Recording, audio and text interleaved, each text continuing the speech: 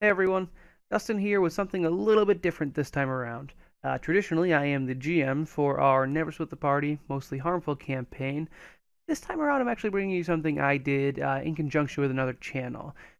You guys may or may not have heard us talk about Ask A Pathfinder. The guy's got a really wonderful series of videos related to Pathfinder, if that wasn't apparent by the name, traditionally on his Facebook, but then elsewhere he GMs a ton of different things. He actually does some things in Australia, which I guess are government backed, which is really awesome. But I've also seen him guest GM on a ton of different channels, and he has his little pockets of things he does. He actually reached out to me and a couple of others, which will introduce themselves later in the actual video, to do a one shot in a new setting coming from, let me see, from Storm Bunny Studios. I've got their website up, which is actually really freaking cool. We played a session in the Raenor setting, which is still coming. It's actually not published yet. Should be coming in 2018, if that's still accurate. Again, looking at their website. Cool thing is it's going to be 5e and Starfinder compatible, as well as Pathfinder. We played it more with the Pathfinder rule setting.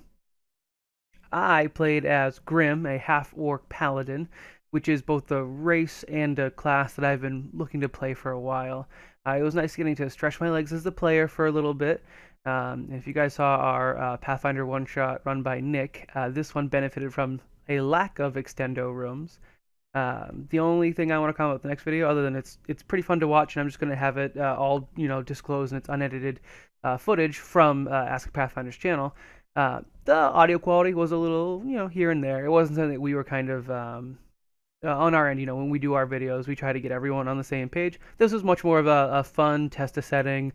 We broadcast it to Facebook, and take a look at it, watch, enjoy, leave comments, harass Ask a Pathfinder or the other folks that are found. Again, introduce themselves in just a bit.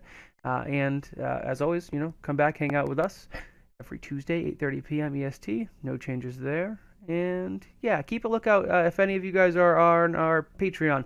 We'll be doing some stuff pretty soon with some additional video content. Also, I'm releasing a series of wallpapers that I'm a little bit behind on, but I'm looking forward to getting those out starting tonight, actually. Yeah, if you guys have any questions, you can find us anywhere that's in the description of the YouTube video below. I don't feel like listing them all because they're monotonous and I also forget them frequently. Yeah, alright. Till then, guys. Never split the party.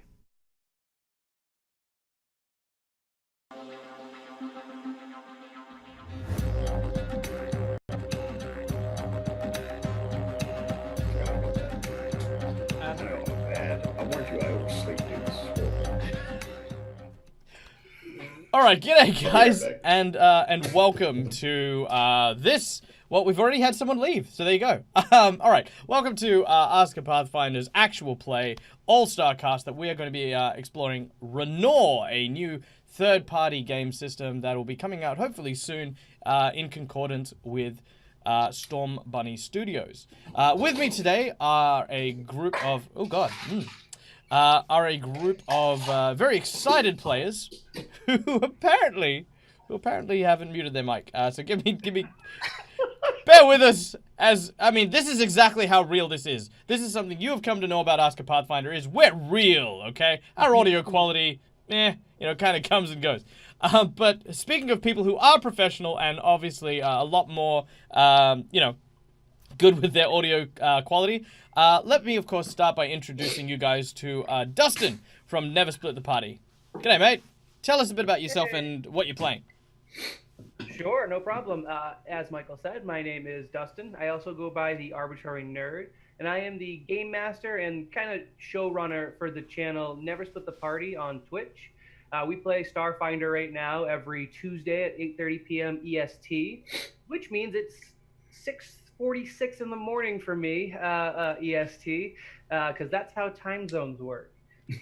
Yeah, right now, Twitch is where our focus is. You can catch us on YouTube. We do an audio podcast of the show, and we're on Twitter. But I'm sure Michael will help us out in the show notes or some such, so I won't go through that whole spiel. Cool. And what will you be playing today, Justin?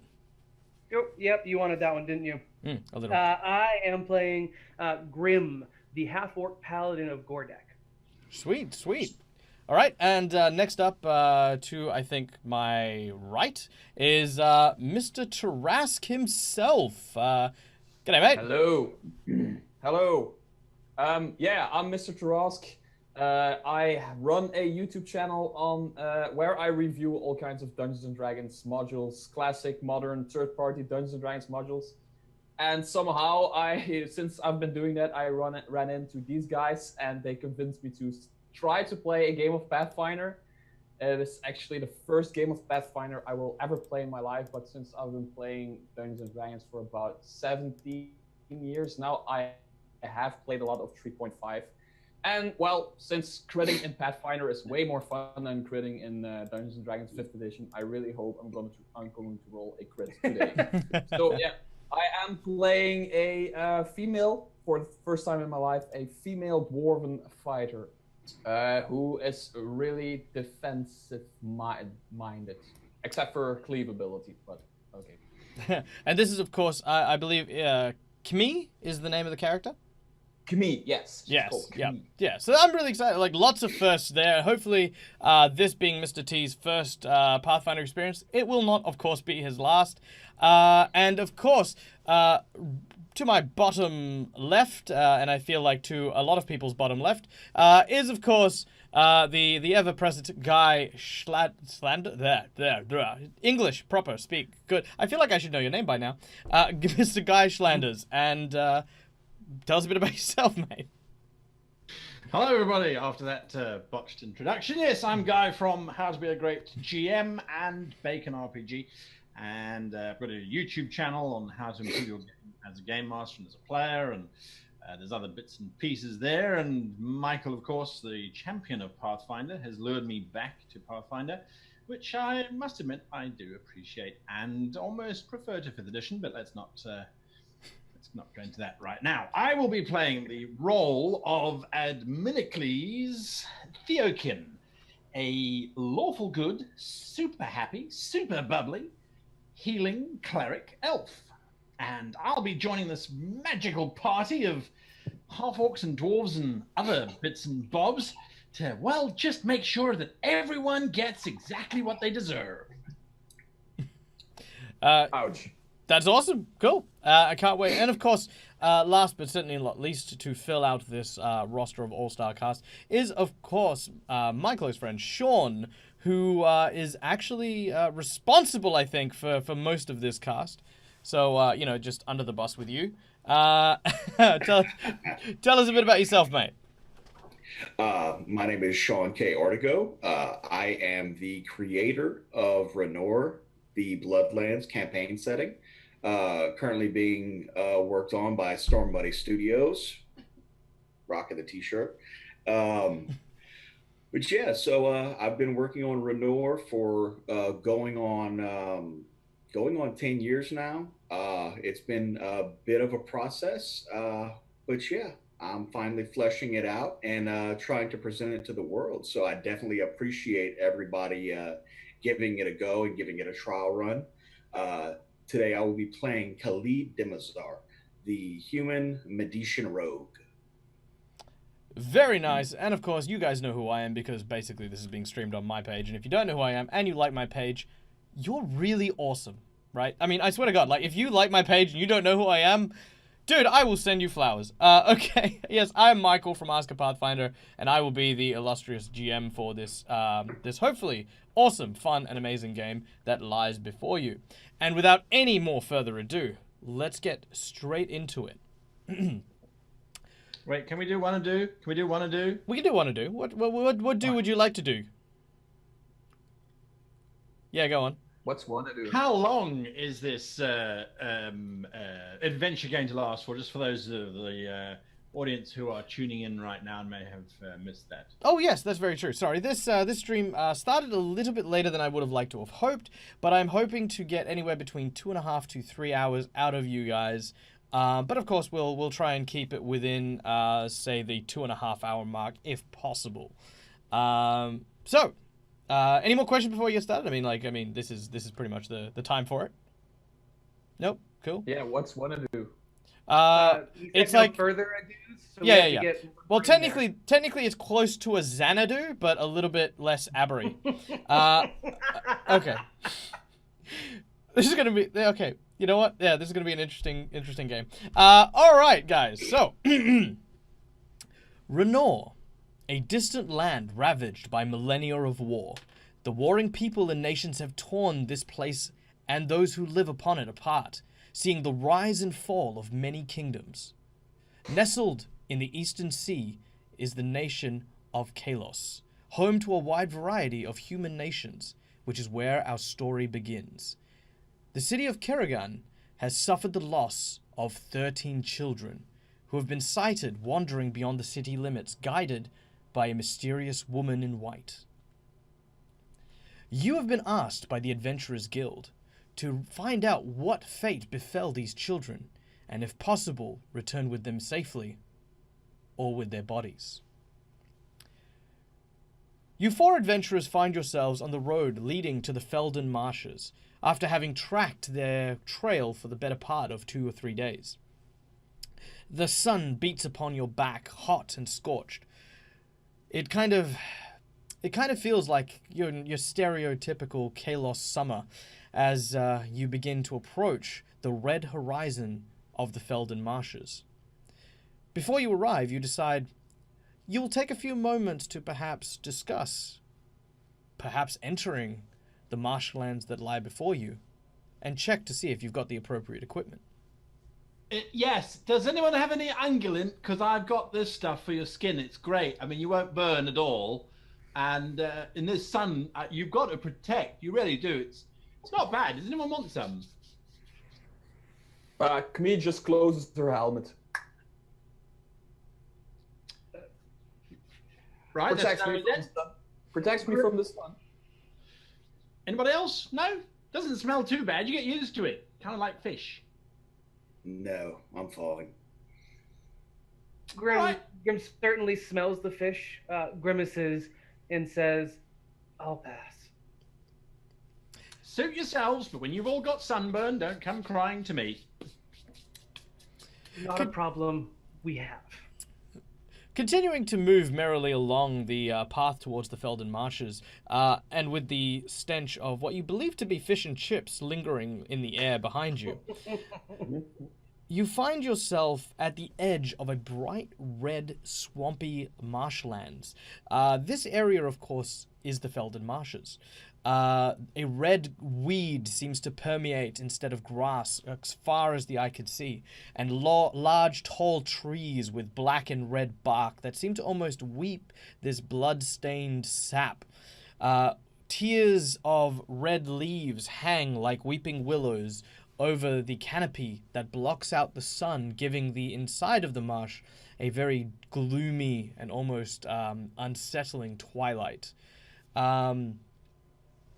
Does anyone know what this is?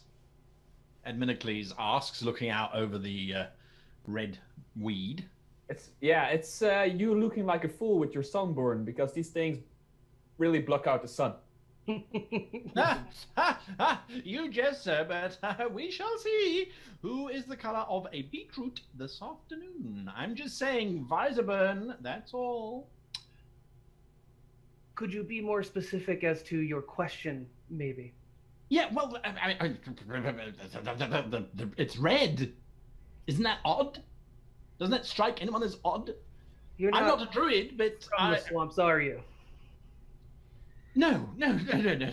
Whatever was your first clue? No, I've spent most of my time actually working with the library, and I'm more of a theoretical member of the Guild of Adventurers than anything else. I also help them out with the books, making sure that the numbers balance at the end of every month.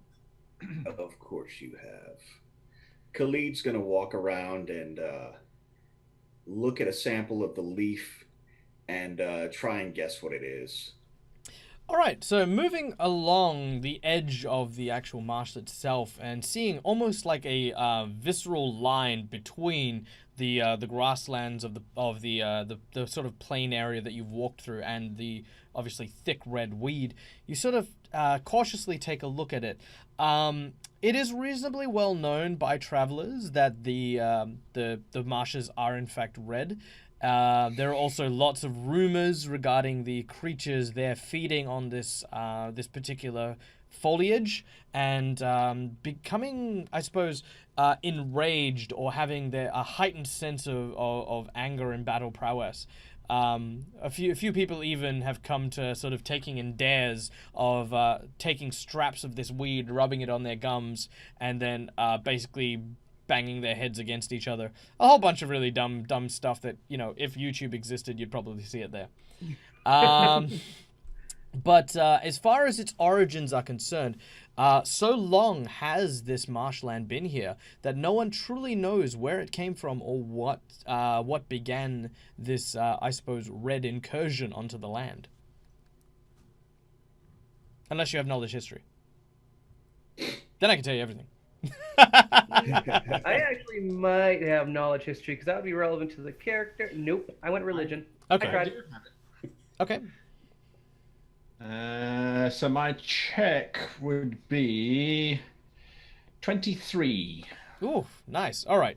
So with a 23, you've heard and read many books and tomes about the origins of many locales in the area. And one, of course, you suddenly recall, was, of course, the origins of the Felden Marshes. Most of it is around the speculation of the idea that this marsh was created by an emotion. Now, for those of you who you know, sort of exist within Raenor, you are also aware that Raenor is built upon the back, or at least upon the dreams of a sleeping god. This sleeping god is, of course, Caliban. Now, Caliban dreams of mountains. There are mountains. Caliban dreams of the darkest oceans in his sadness, and there are oceans. Some theologists theorize, yes, alliteration. They theorize that the marshlands themselves are a part of the, I suppose, hate-filled or aggressive portions of Caliban's dreams, hence the presence of this very strange weed. However, in history, it was never considered to be always the case. Many have found plenty of evidence that the marshes themselves were, relatively speaking, a new or a developed part of the landscape, since, of course, the creation of Raenor itself.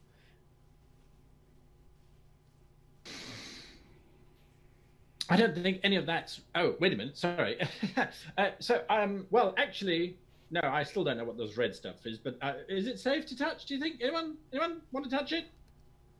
I would advise against it. Can I do a survival check for that kind of stuff? Good. Yes, you can. You can make a survival check in order to basically assess if it's poisonous or not. I rolled a natural 1. It is delicious. It apparently looks like basically like a whole field of like the most succulent jalapenos you've ever seen. You know, the spicy meatballs. Beautiful. I start eating it. Kmi starts like picking stuff off, cutting it, and then I don't know what she has to do that. I would advise against it. Grim does his best to but it slap smells delicious, and I open my helmet and I go about. Well, I attempt to go about eating it. Okay, as you place it, as you place it, trying to sort of put it in your mouth. Grim, you can make me a combat maneuver roll, which is your CMB versus the CMD of course, Kmi, to try and sort of smack it out of his hand. Sure thing. And I just gotta find my bonus, which isn't where I thought it was. That's fine. I'm gonna die in the first... I rolled a natural 20 on the die.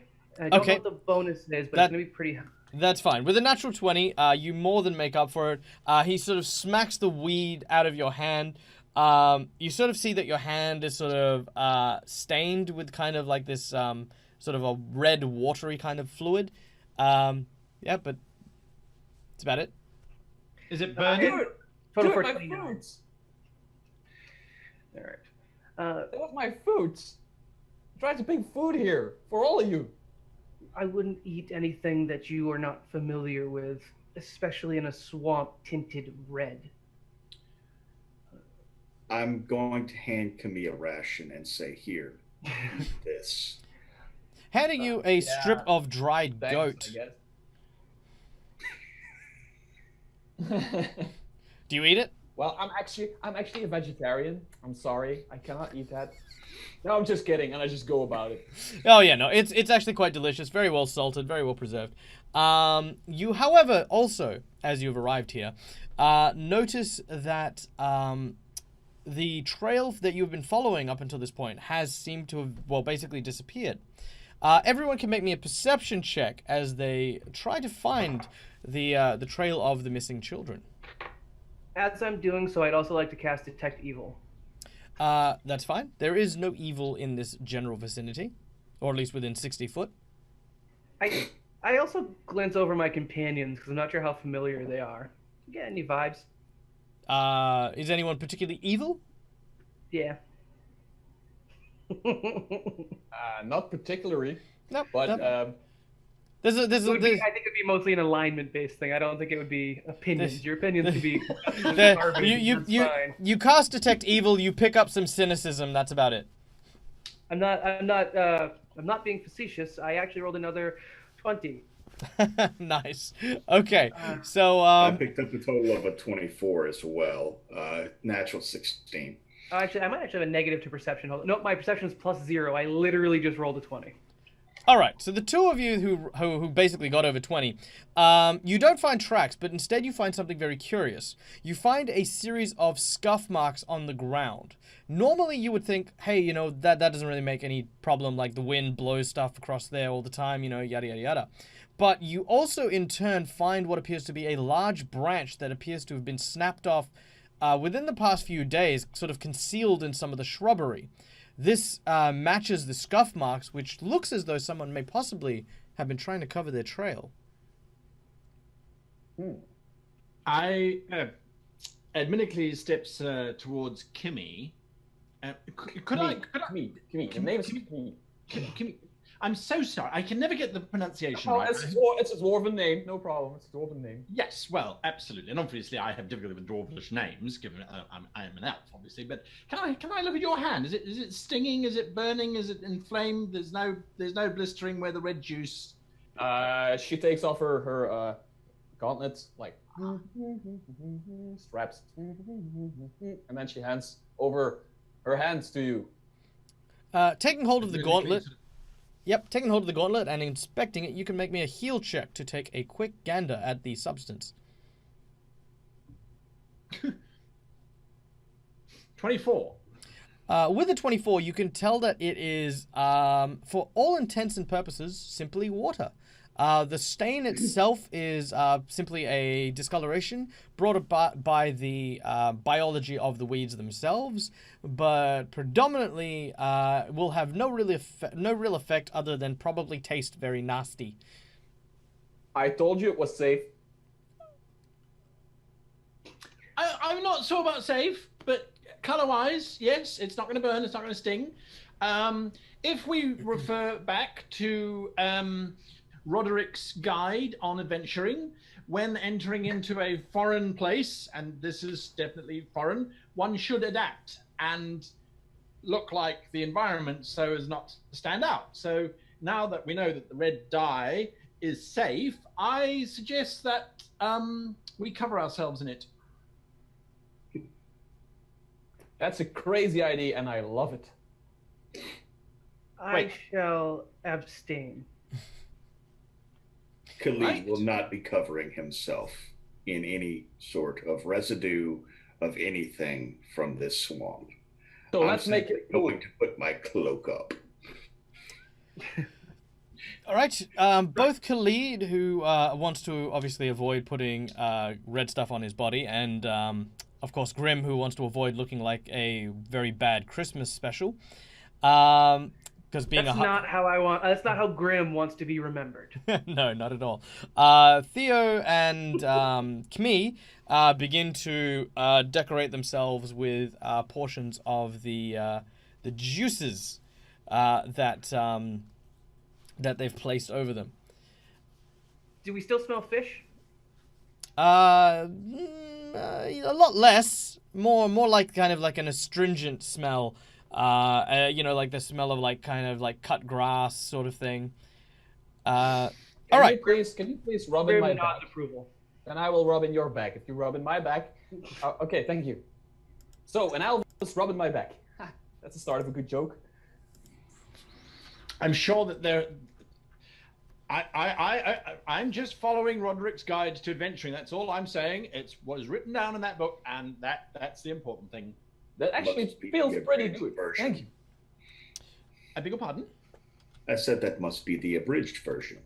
Oh, no. I read all 14 volumes. Absolutely. Every single one of the volumes, plus the annotations, as well as the appendices, which I might add, the guild had to order in specifically just so that I could read them. Because apparently no one else has ever got through them.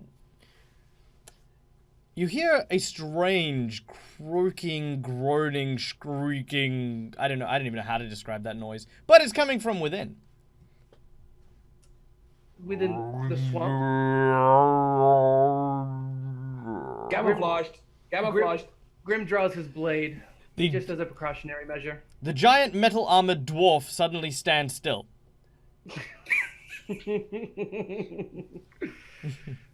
I'm going to, Khalid is going to step into the foliage and attempt to stealth.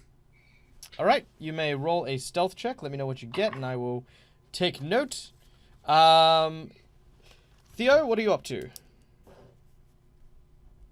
He is looking out into the swamp, perplexed by the sound, looking at the dwarf, realizing that maybe covering themselves in red is not necessarily the most camouflage available to them. But yes, also backing up to make sure that there are plenty of other heroes in front of him and in between him and the noise. Very well. Grim steps in front of the cleric and attempts to ascertain the location of the noise. Make a survival check for me. And what was the stealth check as well? The stealth check was a natural 1 plus 12 for a total of 13. I'm going to say, hey guys, I'm going to be hiding over here as loudly as possible as I step into them. 13 as well for survival. 13 on a survival. From what you can basically assess, it is coming from deeper within the swamp, maybe 120 foot, 130 foot-ish. But you cannot Khalid see... is going to take this time to announce once again that he is still hiding right here. Grim looks over his shoulder. Want to go check it out? We're going to have to go in further to find the children anyways. Oh yeah, the children. Okay, I'm game. Yes, go for it. Yes, go and find the children. Find the children. I'll follow behind, checking our rear for anything. All right. Steeling yourself and girding your loins, you continue forward into the marshlands. The soft crunch of the weeds that crack between your underneath your boots as you start to proceed towards both the direction of the noise and the scuff marks that were found earlier on by, of course, Khalid and Grim. As you travel, you find yourself in front of what appears to be the source of the noise, a large bog that is bright red with streaks of murky brown gunk that bubbles and oozes from what appears to be underwater pockets of festering bacteria that's creating this kind of stale, stagnant gas that tickles your nose in an almost a fiery sense. Like you've got like this sort of itch that permeates. Is this in any way following the path of the slightly covered tracks we encountered previously? That is correct. Okay. Do we see any further tracks or anything in terms of, I guess, would we be aware of any threats with the nature of this little bog we've encountered? You can roll a knowledge local if you wish to, as you approach the bog, or perhaps a knowledge nature to identify any hazards, or the whole lot of you could not have those things. No. I'm without. Grim is without. Very well. Into the unknown as the adventurers find themselves on the precipice of doom. I mean, what? Doom? What? Okay. The noise seems to be coming from various locations, like all around. But again, you don't know the source. You can't really see anything in particular. You can roll me a perception check, please, as you guys are pretty much taking in the environment around you. 11. Adminicles is trying to get rid of the gnats that are starting to follow him now as a result of the unguent and the red dye. So I see nothing. Grim, with his 13, is distracted by the cleric. Okay. Khalid gets a 27 and tries to pay closer attention. Okay. Kmi tries to copy the dance of the elf. Like, You've learnt the dance. You've that's fun. Yeah, you've definitely you've gained proficiency in the dance of the gnat, a ancient and sacred elven dance ritual, that wards off tiny insects. However, it doesn't ward off what Khalid appears to see lurking in the waters nearby. Peering out from the surface of the water is what appears to be a 4-foot-tall humanoid creature with large bulbous eyes that seems to sort of almost glow like a dull torch. Its skin is mottled and white with tiny red veins that seem to run the course of its body. Where its hands and feet are, this kind of like red seems to create these blood-drenched looking claws and webbed feet.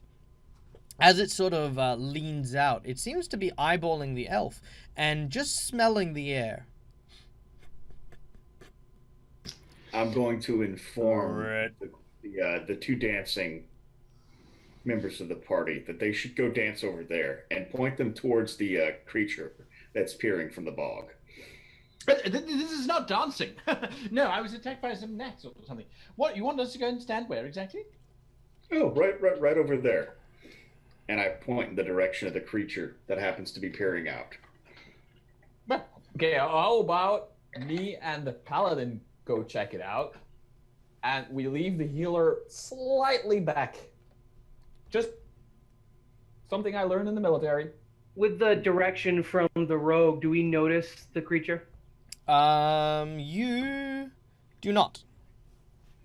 Okay. Oh, then I have no tactics. Yeah, he has also mentioned no such creature being in that general vicinity. Okay. Adminicles So starts why making exactly do you want us to go stand over there? At this point, Research purposes. At this point, from over there, a albino frog person, humanoid thing, about the size of a halfling, wanders out. It sort of looks at you guys with, again, these huge bulbous eyes that just sort of pulse this dull torch light. It sort of has this long frog-like tongue that sort of licks its eyeball almost to like moisten it, and it looks up at you. It looks at the elf. I got this! In Thwerp's Peerage, it talks about how to deal with strange creatures.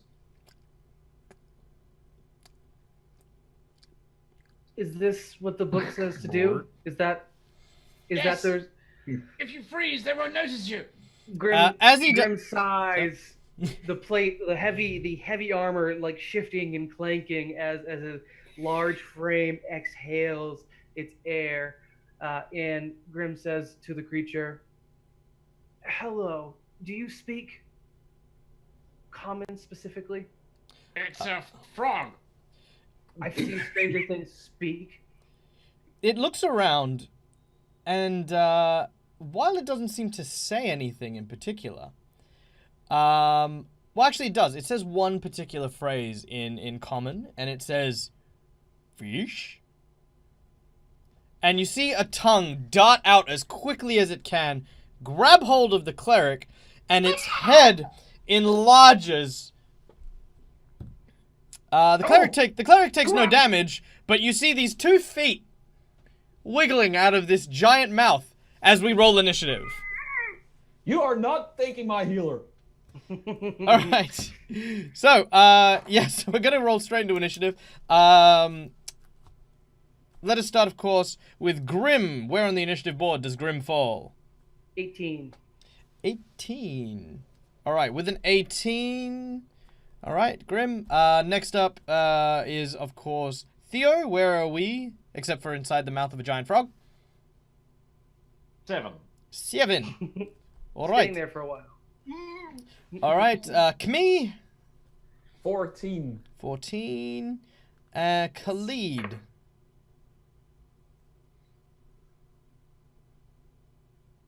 Khalid? Oh, Khalid. Oh, I'm sorry. Yes, isn't that what I said? rolled a 16 plus 11. It's close enough to Kami if you're not paying attention. Fair enough, fair enough. Screw it up. Hindsight, 2020. Okay. And of course, the frog gets a glorious 2. So, of course, Grim, you are the first to react to the sight of your cleric disappearing into the maw of this shiny amphibian enemy. What do you do? Not as well read as his compatriot Adminicles. He does remember at least how to deal with threatening creatures. How far away am I? You are approximately 10 foot away from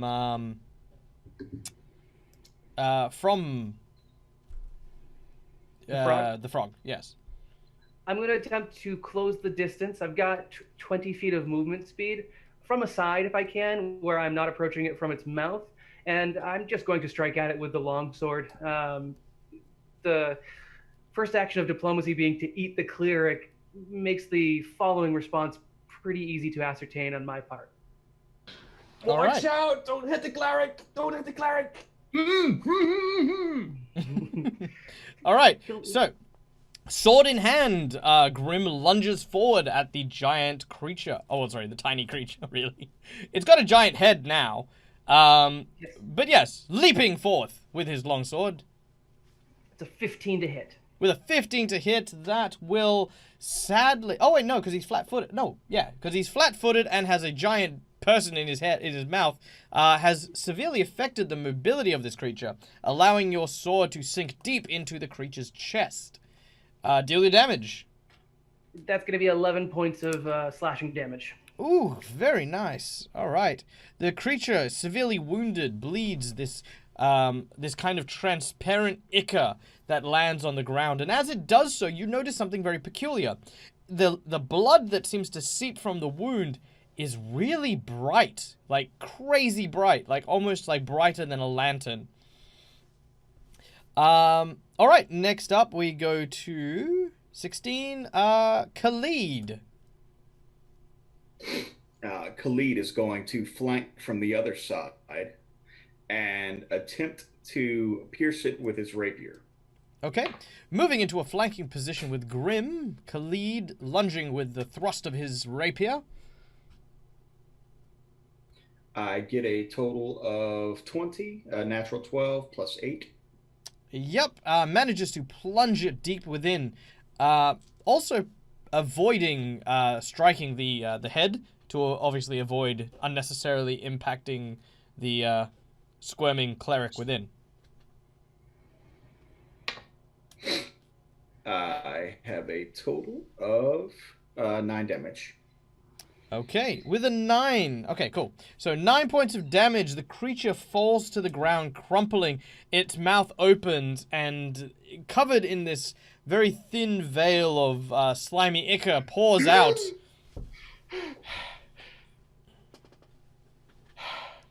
Maybe cool it on the unguent next time. All of a sudden, from around you, a cacophony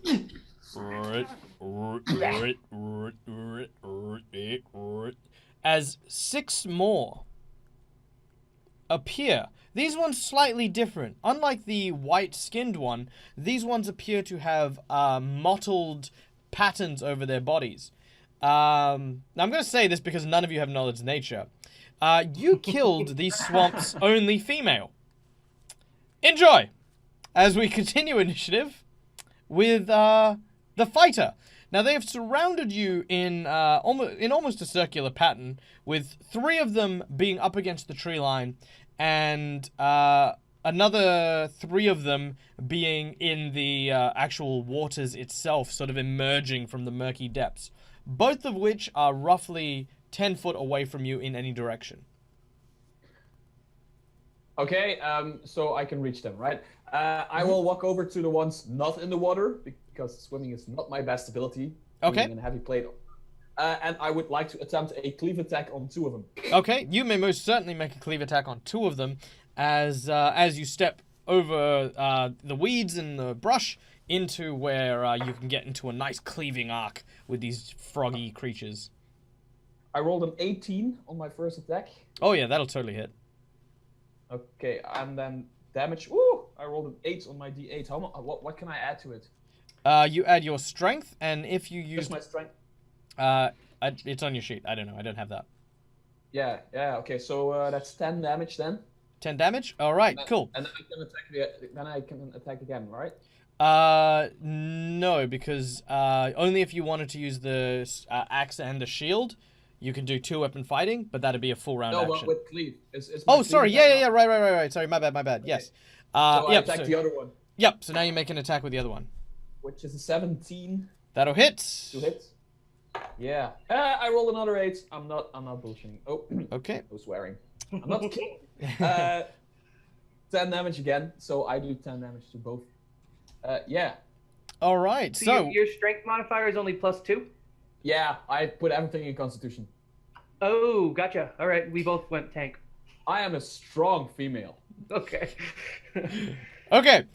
Swinging his mighty battle axe, literally in an arc, striking both these creatures.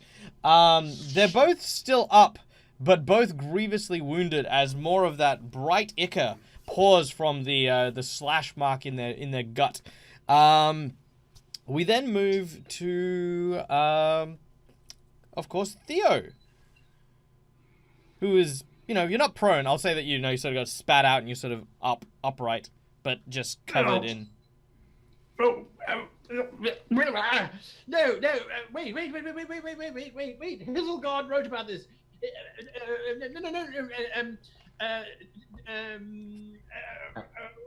And that's the end of your turn. All right, very well.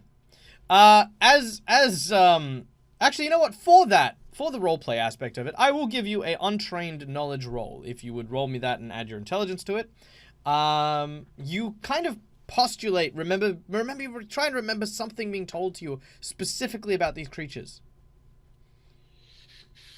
16. With a 16. You remember these things were actually in some of the books that you've read, and they're called Blindheim.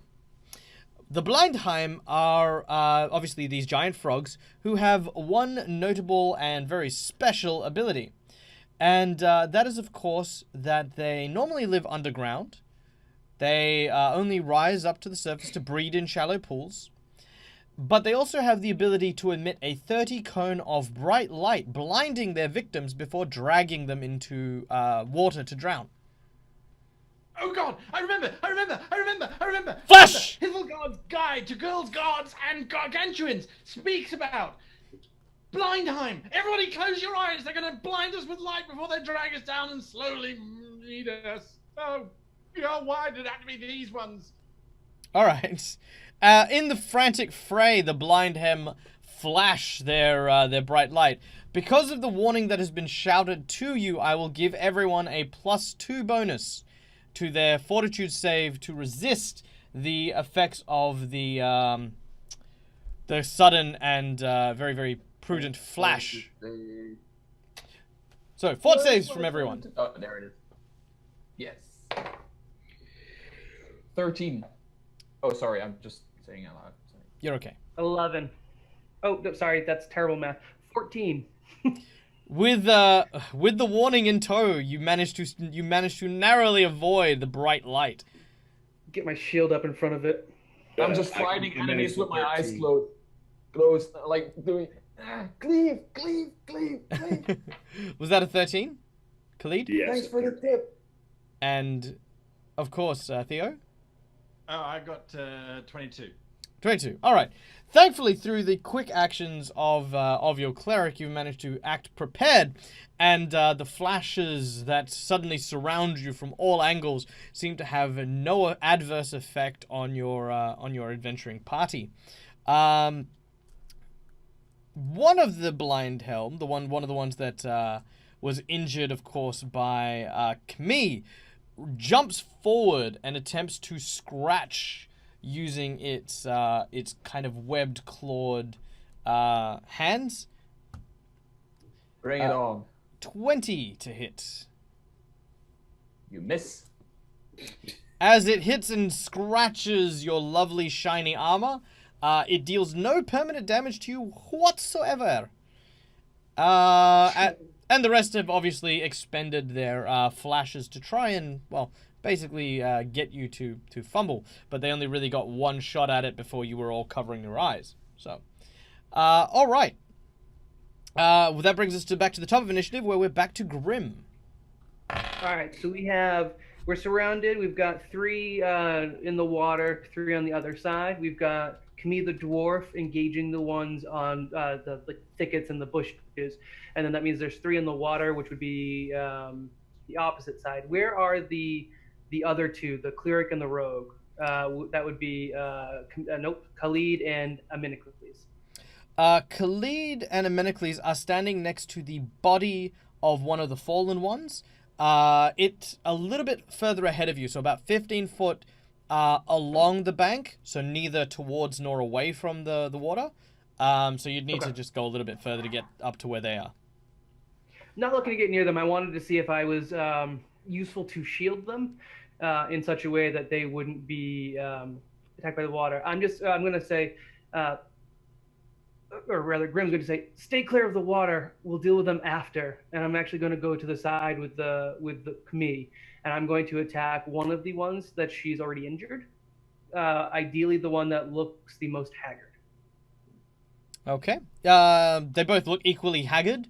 Camilla's many things, chief among it, apparently very symmetrical when it comes to her attacks, and both are definitely equally injured at this point. So it's dealer's choice as to which one you wish to hit. Whatever one's on the end. All right, you hit the one on the end. And that's going to be maybe I don't, 14 to hit. Oh, with a 14, the blind helm hops out of the way and seems to sort of take a personal interest in Grim.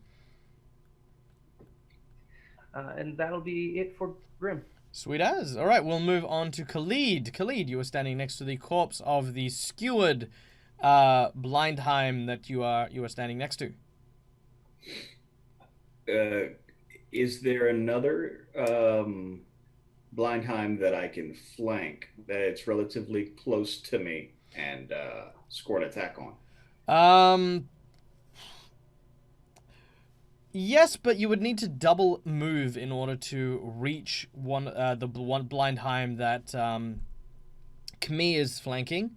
Technically speaking, Theo, do you have a weapon out? Theo? I do not. He does not. Okay.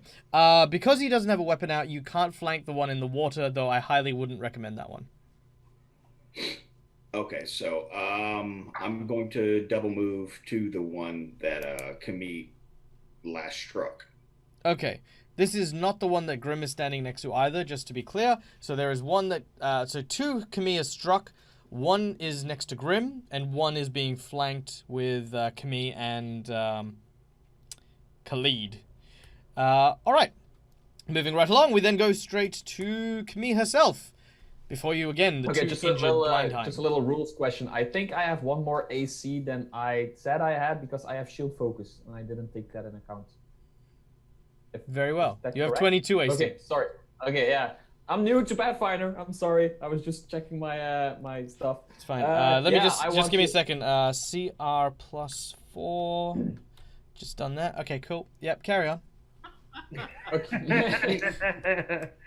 Adult red dragon. Okay, I will try and attempt to cleave the other. There is no try. Only do. Do I get a plus because I'm flanking or something? You do. Because you are flanking with the rogue, if you strike at that one, you will receive a +2 bonus to your attack when you swing. I will do that. And I rolled then a 24 total. That will most certainly strike these squishy, fluffy things. Gives me 9 points of damage, and then I will roll my second cleave attack. Giving me a 20. Wow. I'm rolling good. Which gives me 8 points of damage.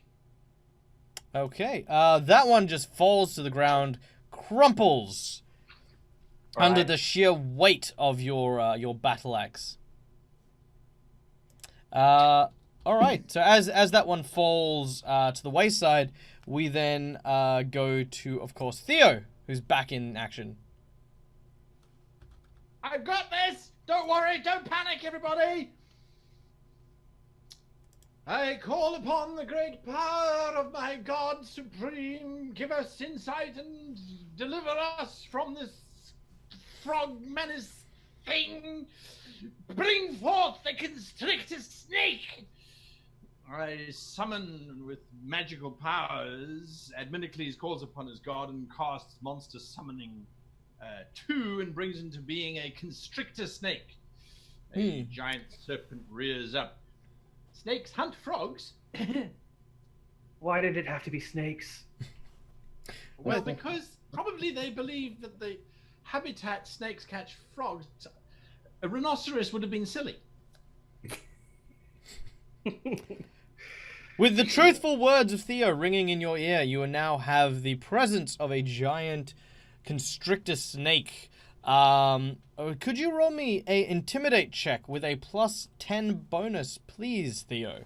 As the snake is indeed one of the primary predators of these creatures.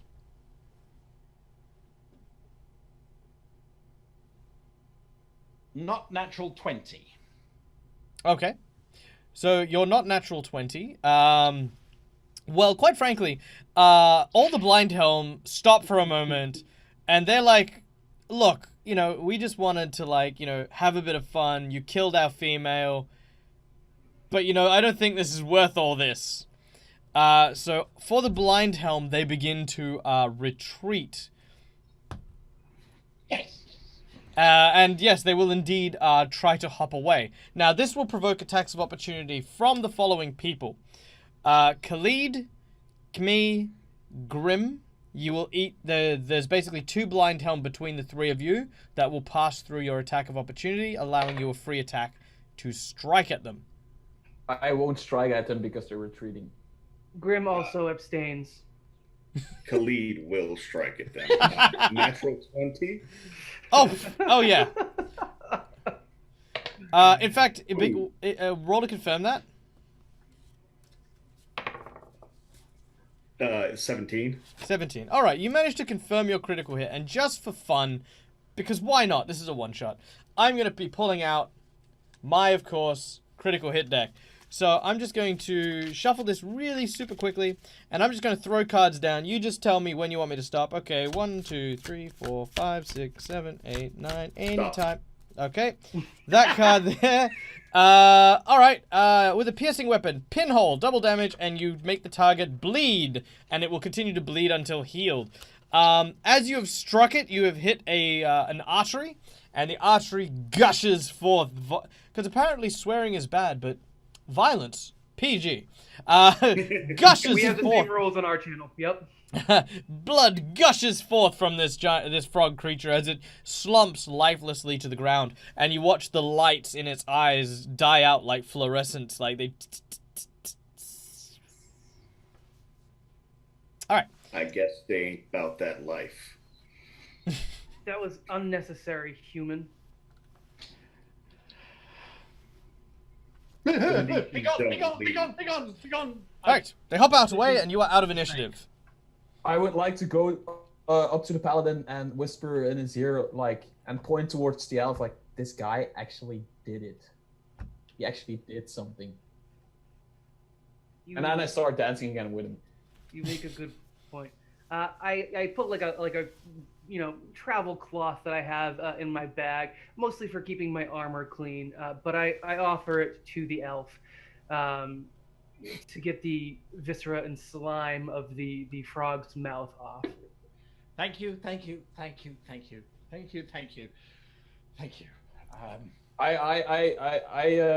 I ask you if I can help you with that, and then I take the claws and I go, and then I start scrubbing it up. That's dwarven way. That's clean. Thank you so very much. I really appreciate dwarven culture. No problem. While You're he's now saying this, clean. Spotless. while he's saying this and getting a spit shine, Khalid, what are you up to? I'm going to investigate the frog that I just downed and see if there's anything on its corpse that may be of use. You pick up the tiny frog.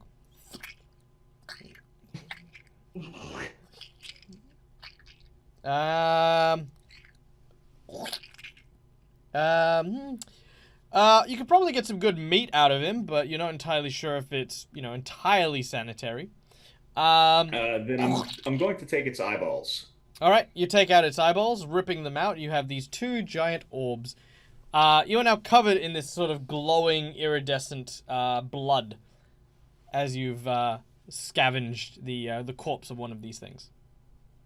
Grim recommends you wash that off. We've already attracted predators from one smelly member of our troop. One of them smells, one of them's loud, the other one glows. You stand out as well, which I don't believe is your preference.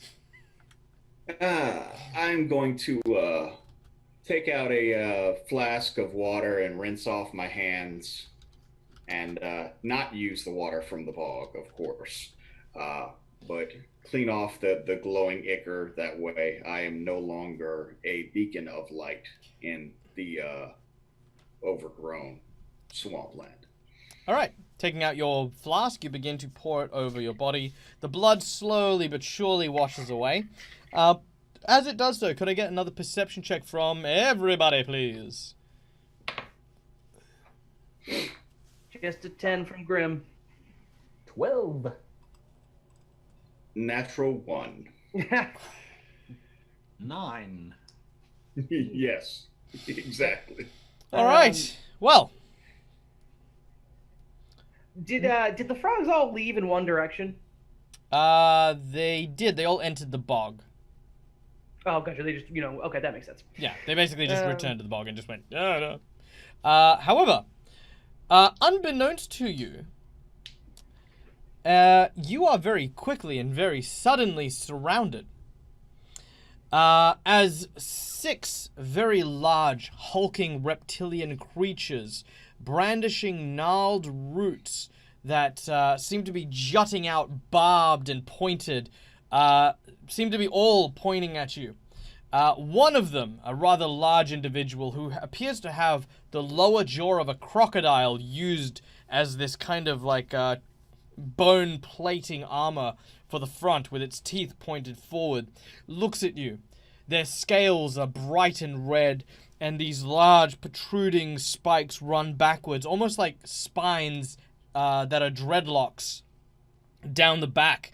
This large creature seems to be trying to stand still, but all of them, despite, being still, seem to be twitching and...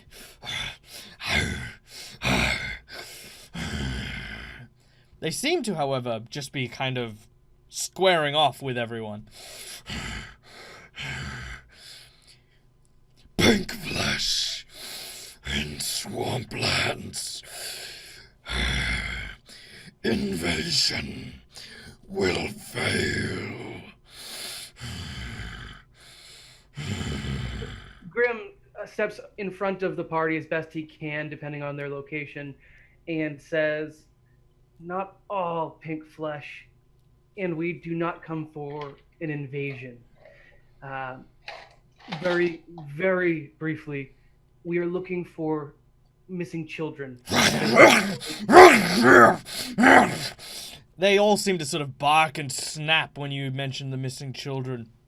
The large one turns to face them and basically bellows at them. The others seem to basically back off a little bit. The big one sort of turns to you. Now, as you say this, could I get you to also roll me a diplomacy check? That is not a problem. If I'm not wrong, that's a 22, but let me quickly check. I think I got a plus 11 on diplomacy. Yeah, plus 11, so that's 22. And as I do so, That's a 22. I sheathe my sword as well. Yeah, I'm gonna actually try to appear as unthreatening as possible. Okay, and what about the rest of you? Let's start, of course, with Kimmy. What are you doing? Battle axe. I've got a shield and a battle axe, and I'm just standing there. Oh crap! Oh crap! Yeah. Okay, Khalid. That's what I do. Khalid is going to basically point his rapier in the dirt and place his other hand up to appear as non-threatening as possible, but still being defensive in nature. Okay, and Theo. Admittedly, once he realized the freezing thing wasn't going to work again, pulled out of a side pouch a notebook which is filled with different pages and all kinds of annotations and things, and he's busy frantically paging through it, looking for some journal entry or other. But other than that, he doesn't seem too phased. All right. Check your Pokédex. Again, roll me another knowledge check. You receive a +2 bonus on your intelligence check for this. Knowledge what? Knowledge nature, but again, I will allow you to. Knowledge, he's throwing you a bone. Knowledge, it's a one-shot, and he actually has a library with him. Right. 16. 16. Okay, with a 16, you definitely have heard of these lizard tribes before. There are many different tribes that exist, obviously, in the world. These ones are obviously of the red scale tribe. They're not very creative when it comes to naming themselves, but they're a very, very unique type of race, as they are considered to be cannibals, having acquired particular flavors of flesh that they most enjoy, among which, of course, are dwarf and elf.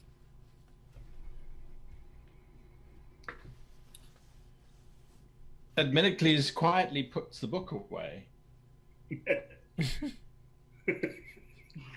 And then very slowly, just starts to take half a step back, and then another step back, just little. I'm going to put my hand on the shoulder of the elf and whisper into his ear, "You do realize we're surrounded, right?" I do now. Thank you. Elves and dwarves. All right. The one at the front says, "You pink flesh will follow.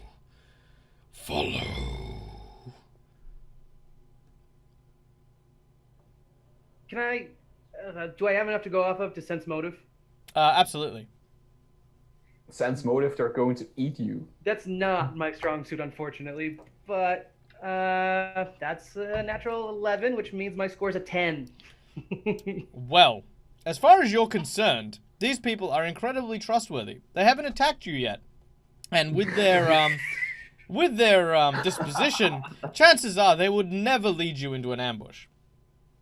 Can Khalid also attempt to sense motive? Do I get any inkling feeling? You may also roll a sense. In fact, everyone roll a sense motive, because I feel like that's. Can I skip that one and just don't trust him? Oh, absolutely. you can absolutely do that. Okay. I got a 25. From what rumors you know, obviously, the creatures that exist here are known for their aggression, but these ones in particular seem to be applying quite a deal of restraint compared to what you would imagine, or at least kind of what you'd think creatures from this area of the world would be like. While you wouldn't trust them because they are still very armed and still everything that they are, you kind of get the sense that you may not necessarily be in any immediate danger, but that could very swiftly change. All right. Ignoring his actual party behind him, Grim, using his shield arm, just waves the party on and moves to follow the... now, these are a type of lizard folk, correct? Correct. Okay, yeah, he moves to follow the lizard folk. Does not look back for ascent, and he does not concern himself with the party, actually. All right. The large one at the front turns and begins to lead you into the swamp. The other ones sort of, from a circular formation, move around to the back of you almost, like, again, still keeping a sort of semicircle with their tips of their spears pointed at you to kind of push you forward in the direction that they're going. Does anyone resist? Well, it seems like we don't have much of a choice. So I'm going to, still keeping my rapier out and at the ready, continue forward. Okay. I'm not dropping my shield. Yep. And battle axe. Yep, you keep your shield and battle axe up. You're kind of keeping an eye over your shoulder as you walk to make sure that they're not getting too close. And of course, Admeticles. I whisper in Old Dwarven to Kmi. You understand that they eat our kind, right? That's just Scottish. That's not Old Wolf. Well, We all I'm know that's the same. You've just put on a funny voice. Wow. I'm not used to speaking other languages. Well, I hear him do this, and every time one of those spears or whatever comes a little bit too close, I just push it with my shield and be like, no. Just like Gimli in the first Lord of the Rings. They give you a fair berth. It's more that they're there in case you decide to stop for an inordinate amount of time or try to ambush them. They give you about maybe a 5 foot. Okay, and then I whisper back, or I just tell them loudly, because I don't expect those guys to speak Dwarven anyway. So I just tell them loudly, like, yeah, if you're ready to attack, I'm ready to attack.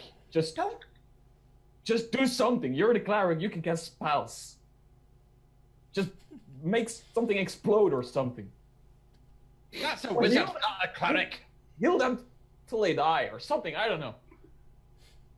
Well, the other two seem to be perfectly fine going along with this plan, so just stay frosty. With the reminder of cold beer in your head, the two at the front can obviously hear these two chattering in Dwarven behind them. Is there anything you'd like to say, do? Very much trying to call as much of like the monk shh as he can. He calls back to his childhood, reaches back and shushes them, not understanding a thing they're saying, just sick of the noise. I'm going to mention to the orc, in Orcish, of course, these two are going to get us in some trouble if they don't stop. Oh yeah, we are the ones going with okay. Well, with party bonds never having been stronger, the group continues to travel through the Crimson Swamplands until eventually they come to what appears to be a series of very tall trees. The unique part of these tall trees is, in fact, their unique pine-like leaves that appear to be giant needles. They are razor sharp, and you can see them on the floor as well as a few very tiny squirrels that appear to have been impaled by simply a shaken branch, creating this very macabre-looking, almost Vlad the Impaler, borders of Transylvania type field, except with tiny woodland creatures. A small path being carved between it by the feet of the lizard folk in front, whose thick scales seem to be impervious to the tiny, vicious needles. I do my best to keep my shield in between me and any of the needles, and I've got my full plate armor, so I'm not overly worried by the nature. I would like to see if I can see maybe where they're leading us, if there's a direction we're keeping, if they're leading us in circles, just to get a sense of where we are. You can. Further up ahead, you actually also notice a small hut in an area underneath the trees.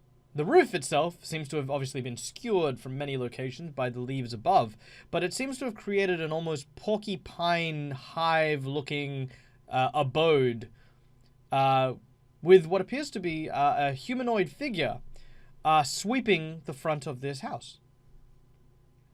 Is it a woman in white by any chance? It is not. In fact, it appears to be an elven individual.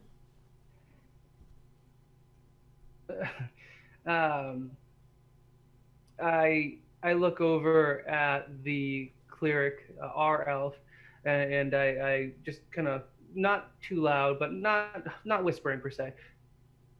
Do you want to take this one? Don't take that too literally. Never take someone without permission first.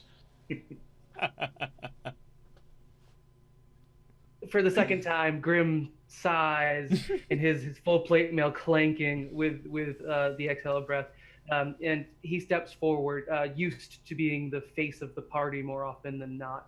What are the lizard folk doing as he kind of steps closer? He wants to make sure he's not making any faux pas if possible. No, not at all. The lizard folk are just leading you towards them.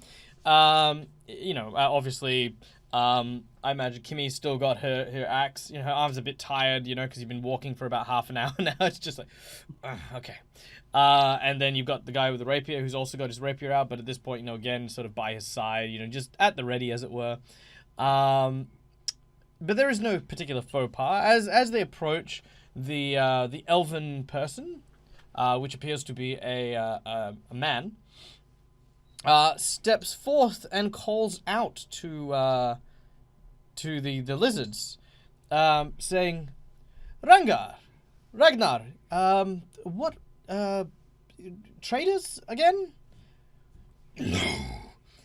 Pink flashes say looking for missing children. Oh my. Well, yes, you better bring them inside. Please, this way. You must be confused. My name is Pylicine. I am Grim, a paladin of Gordek, and your friend speaks true. We are in search of the missing children. And confused. Yes, I'm sure. I'm sure that is the case. Ragnar, we were just going to go speak for a moment. Please, I'll have your medicine in a moment. Just be patient, please.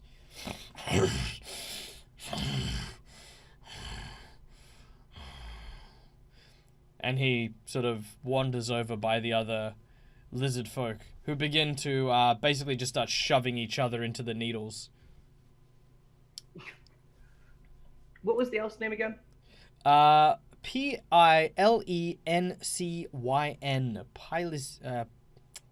Pyleneces. Oh, Pylenes. I should... Pylicine is how you pronounce it. Yeah. Oh, sure. As he invites you in, you find yourself inside a rather humble-looking shack. It is filled with a pleasant smell, as well as various herbs and leaves and plants and other little bits and bobs one would expect to find in an apothecary or herbologist's house. Grim looks at the rogue and just gives a small shake of his head. Don't know if that's communicated, but he'll let it go. I like what you did with the place. Oh, thank you very much. I've put quite a deal of time and effort into my abode. Very nice. I've been here for quite some time, you see, and well, this is the first time I've really had guests to entertain for quite some time. Can I offer you some tea, perhaps, or some biscuits, maybe? Sure. Yeah. I will abstain. I've got my own sustenance. Oh, yeah, yes, quite. He'll wander over and he puts the kettle on and brings out a small tray of chocolate biscuits. I will take his portion, if that's okay. Oh, by all means, please help yourselves. Now We are on a bit of a time-sensitive quest, if you don't mind. oh well, if you're looking for missing children here, I'm afraid the time-sensitive nature of your quest may possibly be in naught. If you've lost children in the Felden Marshes, well, I'm sorry to say they're probably dead. That is one outcome that I personally hope to not find. But we are more looking for a specific set of missing children associated in some way, and I'm not sure which, with a woman dressed in white. Does this make any sense to you? Sadly, no. But I see that you are trying to do the right thing, and I can relate to this. I came here myself for my own noble causes, and I don't really wish to turn you away or dissuade you, but I look, Ragnar and his tribe, for example.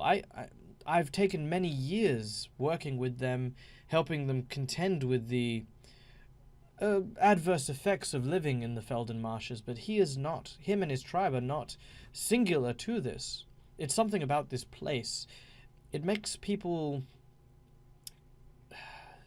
amenable to rather hostile thoughts, and for someone as young as children, not only are they extremely susceptible, but there are plenty of creatures who make short work of such tiny creatures that cannot defend themselves.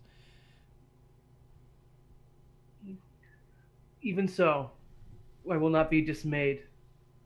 If you have are there any other dwellers such as yourself that we could maybe converse with?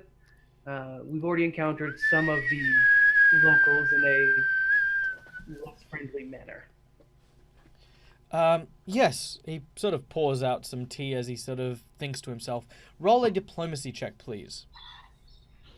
Now, while he is conversing, you guys are still obviously within the area. You guys can interact with him or his belongings or even ask him questions. Let us, of course, start with Adminicles. Adminicles, what are you doing during the course of this conversation?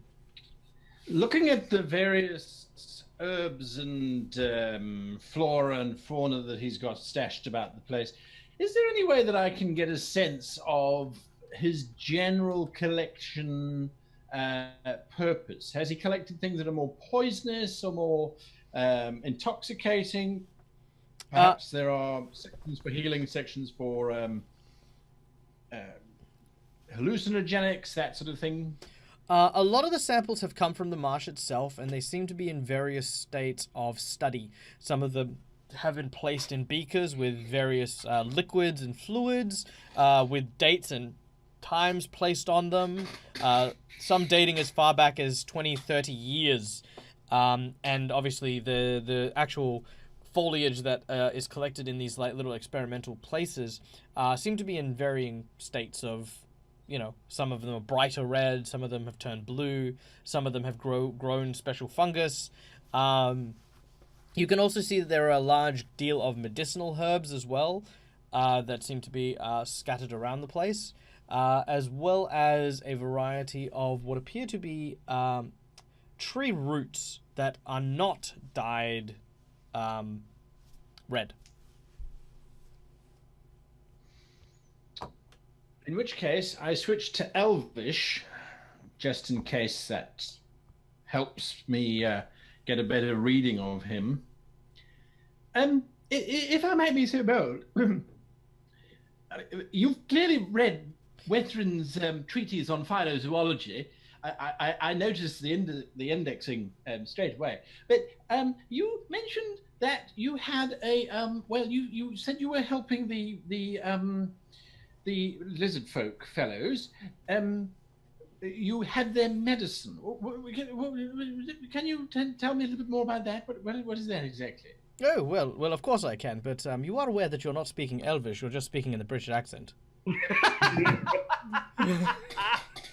It's so funny. My Elvish teacher said to me that I wasn't speaking Elvish, just in a funny accent, and I didn't believe them then, and I don't believe you now either. Oh, well, I'm Mo, and he is responding in Elven. He says, yes, well, when I first arrived here, I was actually in a rather large group of explorers who had come here to research the properties and unique herbological effects of the foliage and fauna here in the Felden Marches. But alas, many of us were, succumbed to the creatures of this particular area. In fact, our team leader was killed by Ragnar himself. He quite delights in reminding me every once in a while how delicious his ears tasted. Which, I've come to kind of expect. He's, like I said, he's really a large Doberman-esque kind of creature when you get to know him. But I managed to conjure a rudimentary suppressant that helps them deal, or at least gives them the capacity to suppress their rather violent urges. But they do require it 3 times a day, which keeps me rather busy. Places them in my only means of acquiring research material. But, your friend, what do you make of him? The half-orc?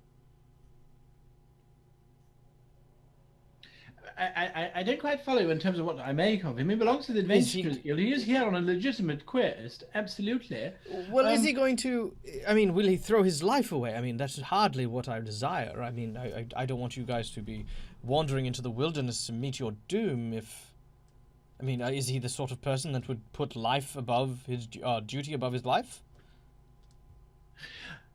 I don't know the fellow particularly well, but if I'm any judge of character, I suspect that he has committed himself to finding these children. And although I have to concur with your conclusion that they are most likely being consumed by some rather grisly creature that is contained herein, I suspect he's going to continue on, which would then press me to ask you, would you share your concoction for suppressing violence and anger, so that I might take it with me should my companions develop violent tendencies? I might lather them with it. Oh, well, certainly. In fact, you have a dose of it in front of you right now. The tea that I brew is also rich in the antioxidants that's required to fend off the disease. It's one of the reasons why I drink it almost daily. Stains your teeth and your urine like there is no tomorrow, but it does seem to do the trick in keeping one's lucidity. Somehow I suspect the dwarf is going to rather appreciate that fact. All right, moving on to Khalid.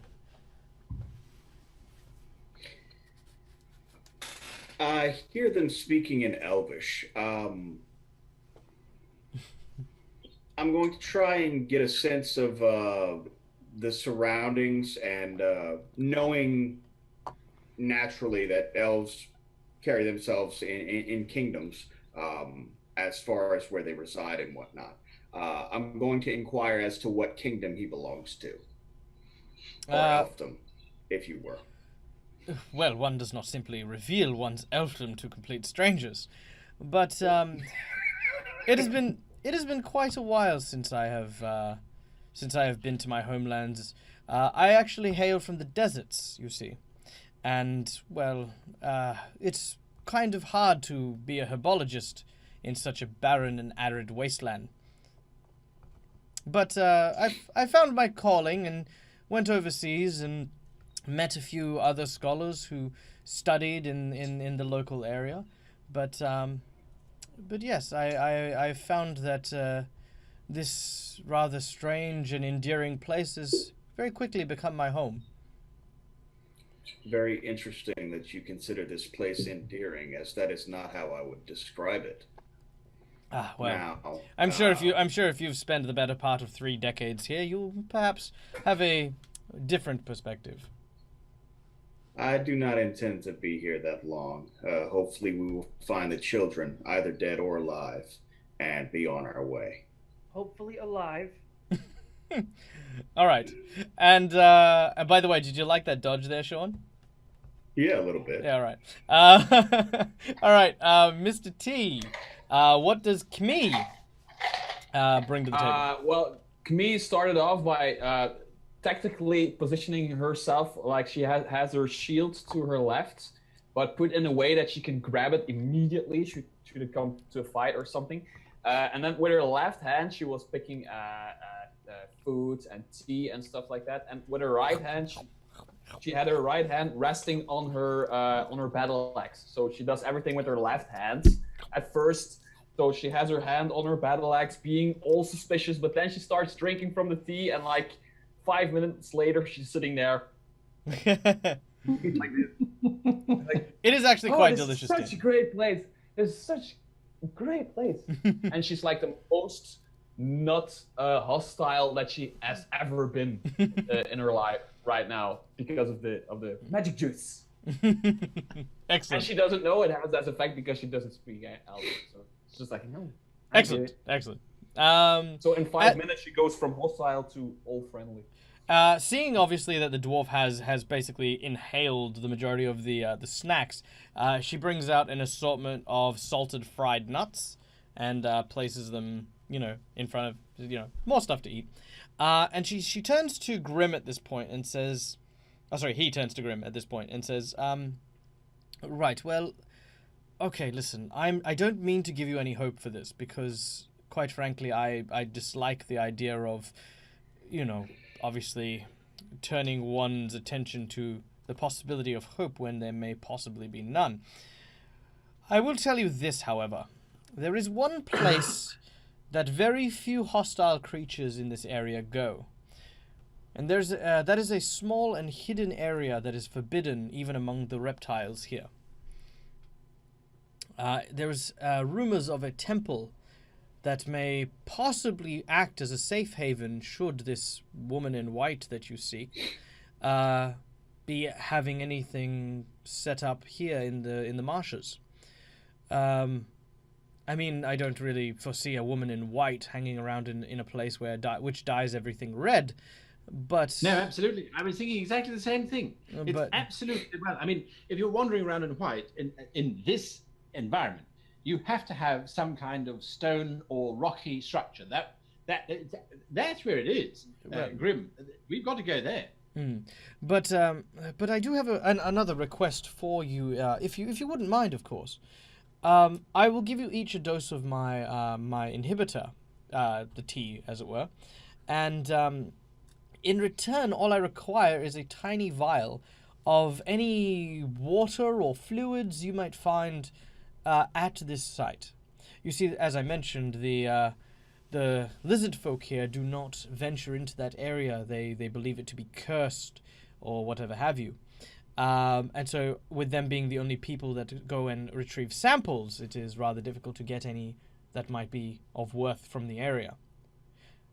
But I can learn a lot from the water if you were to acquire some for me. Yay, free refills. Happy to help. I will take a sample if you have some way for me to travel with it, but I do not intend to consume it. I have faith in my god, as it were. However, faith don't taste as good as it. I didn't come to drink tea, dwarf. I wanted to thank you for the information, and fear not, I did not venture into this swamp looking for hope. I came looking for answers.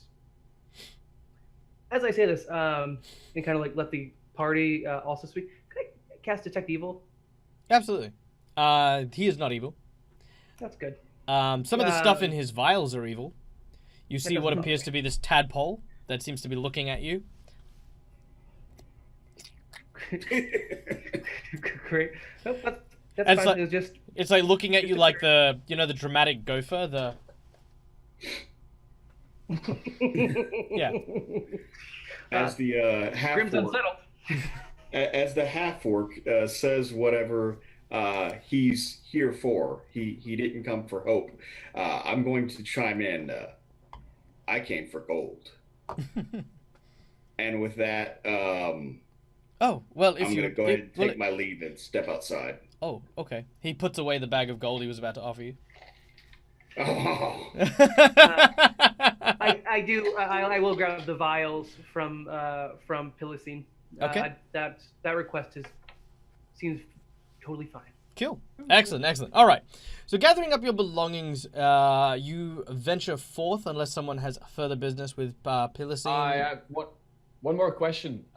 So this drink you're giving us, is it absolutely necessary that we warm it? Do we have to drink it hot? Oh, you can chew the leaves, but it leaves rather a nasty, bitter taste. I found that eventually brewing it as a tea was simply a more delicious way of consuming it. Thank you. It's quite all right. Safe travels, friends, and I will be here should you require any kind of assistance.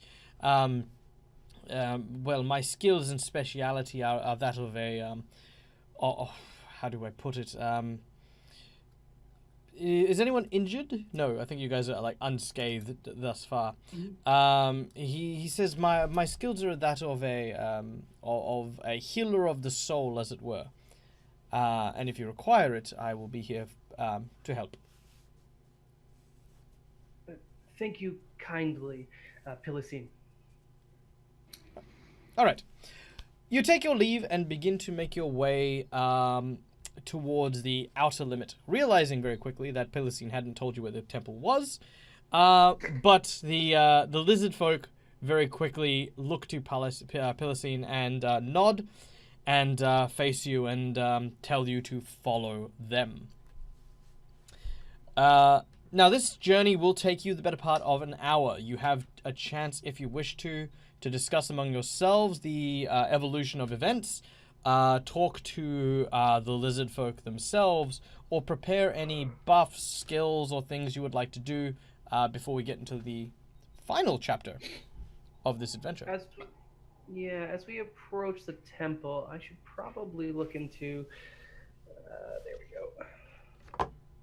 The last... I'm trying to see how long the last is going to last.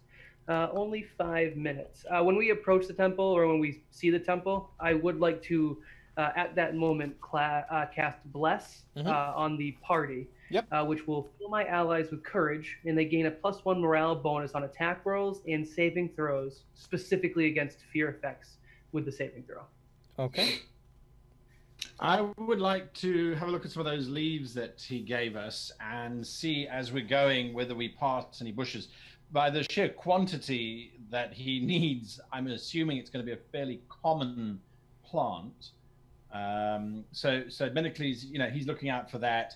He does turn to the rest of the party, still very, very nervous of these lizard folk. He's not convinced that they are absolutely under Pilicine's control.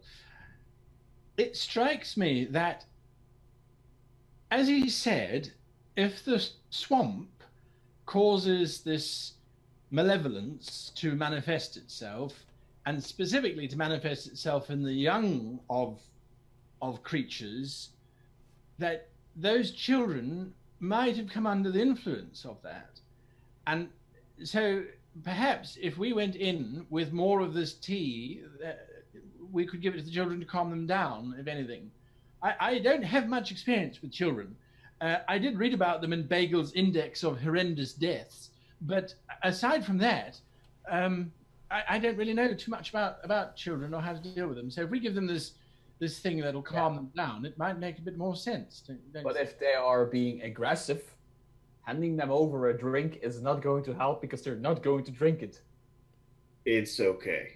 I have lots and lots of rope. We can simply tie them up. Or you can do what he says.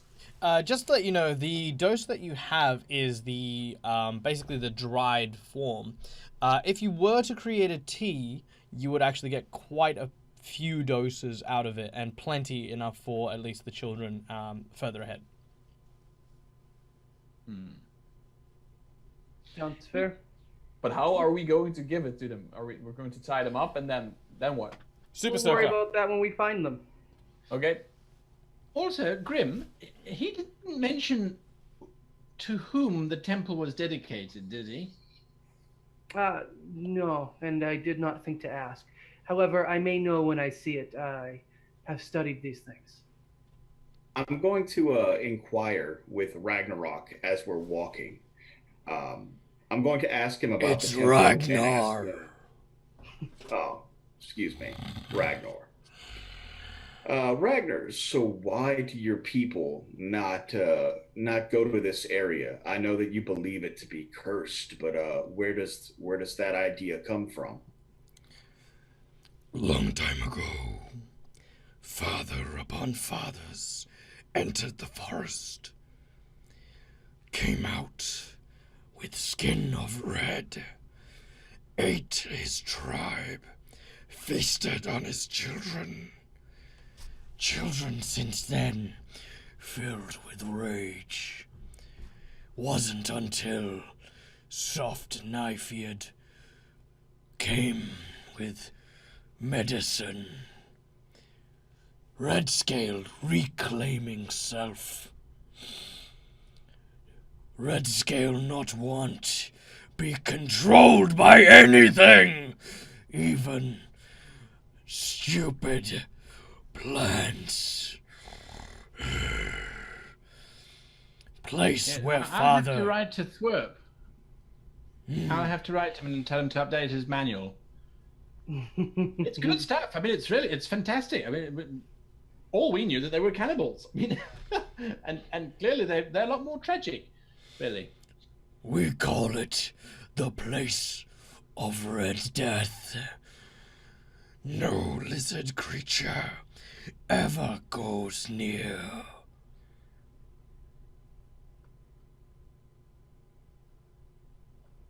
Interesting. And that is where we seek to go. Hopefully, the same does not happen to us. Let's stay close together, just in case. Perhaps we should drink some more of that tea before we get, as a booster, bolster. At this time, despite having faith in his god, Grim agrees and will take a small portion of the tea. Or leave if we have to chew leaves at this point. That's fine too. Well, Camille's stomach is hurting from drinking that much tea earlier, so. Okay. No. And Khalid, are you partaking? I'm going to take some of the leaf and I'm going to pack it in my gum. I'm not going to drink tea. All right. Yeah. Okay, cool. All right. Cool. All right, so you continue to travel until eventually you come to what appears to be almost a wall of blood-red mist that hangs in the air. It sort of lingers like a cloud, but at the same time seems to be moving and shifting with the wind, but never beyond what seems to be an invisible wall that seems to rebuff the mist itself. Ragnar turns and tells you that he will follow you no further, and that as a child, he ate 3 of his brothers. This was the life of the Red Scale before the Good Doctor. This is the place where all of that began, and he hopes that you do not find the same suffering that his tribe did. And he leaves you to your adventure. Farewell, Ragnar, and thank you. I cast Detect Evil in the general direction of the mist. The mist seems to obscure your sight to a degree. There is no evil in the mist, so the mist is itself not evil in any way, shape, or form. Yeah, not at all. Grim draws his blade at this point and looks over at the party to see if they're ready to continue on.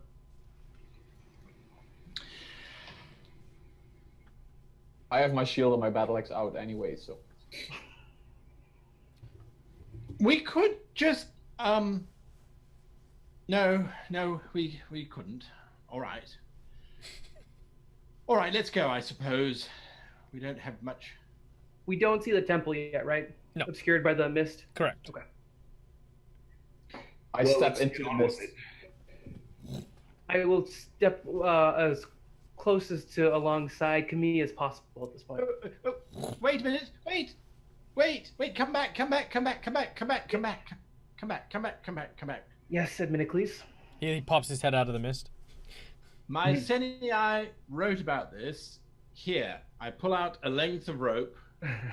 We need to tie each other. We need to tie. Wait. And they did loop unto themselves a coil of rope about each per. We need to tie each other together. That way we won't get lost in the mist. Ha! Thank you, Kinky. my Senii. Yes, exactly. This seems a valid tactic, though not too tightly. I don't want to be restrained. 20 feet between each other. 10 feet between each of us. You do realize that when it comes to running, I will slow you guys down. Not me. Have you seen my feet? I'm short. I'm very short. I have to look up to look at you. I think I speak on behalf of all of us. We would never leave a companion behind. Indeed. No. We've known each other for a day, and I totally, no hard feelings, but I do not trust this guy. And I point towards the rogue. I would never leave your gear behind.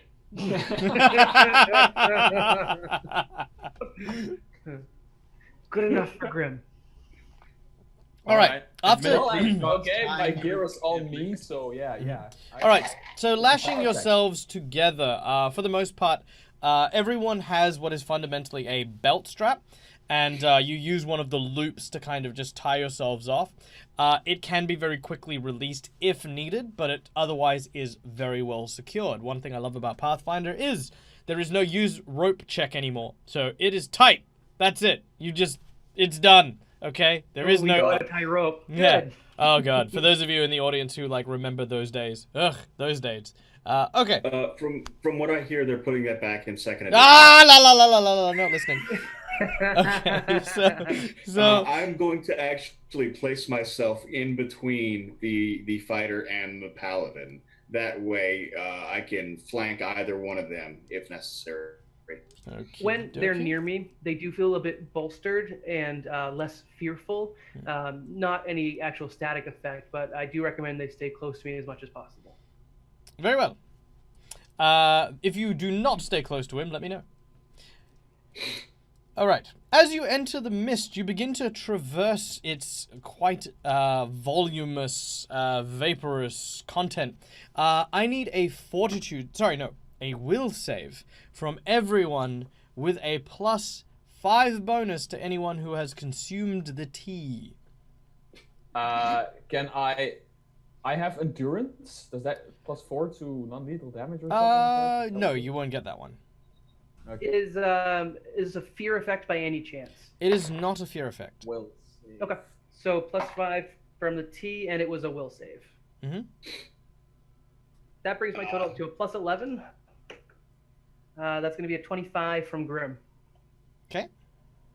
13. Mm-hmm. Khalid rolled a 17 + 1 for a total of 18. Okie dokie. Adminicles got an 11. All right, Adminicles. Very suddenly and unexpectedly, you are surrounded by a group of what appear to be blood-red gorillas. And you are alone. In fact, worse still, you are tied to 3 of them. And they look at you with this enraged look on their face. It looks like they are going to clobber you into the ground unless you defend yourself. What? No! Blast it all! Suddenly, Adminicles begins to this. And he holds out his hands and starts to pull the air around him in absolute desperation. And this is his panic as well as mine as the players, his panic, he casts Obscuring Mist and just tries to hide himself in more mist. All right, there is this giant of mist that surrounds you as Adminicles, after lashing and, sort of crying and pleading, engulfs the entire area in a thicker mist than is already present. Adminicles, you are still tied to your 3 gorilla comrades. Elf, stop this nonsense at once. I'm pulling out a small dagger and very rigorously cutting at the rope. I'm going to, at this point in time, attempt to pull the rope towards me. That way I can bring the elf closer to me and yell at him. Well, I guess he would hear it as "Ooga chaka, ooga chaka." Actually, what he hears is as Adminicles is cutting the rope, this large red gorilla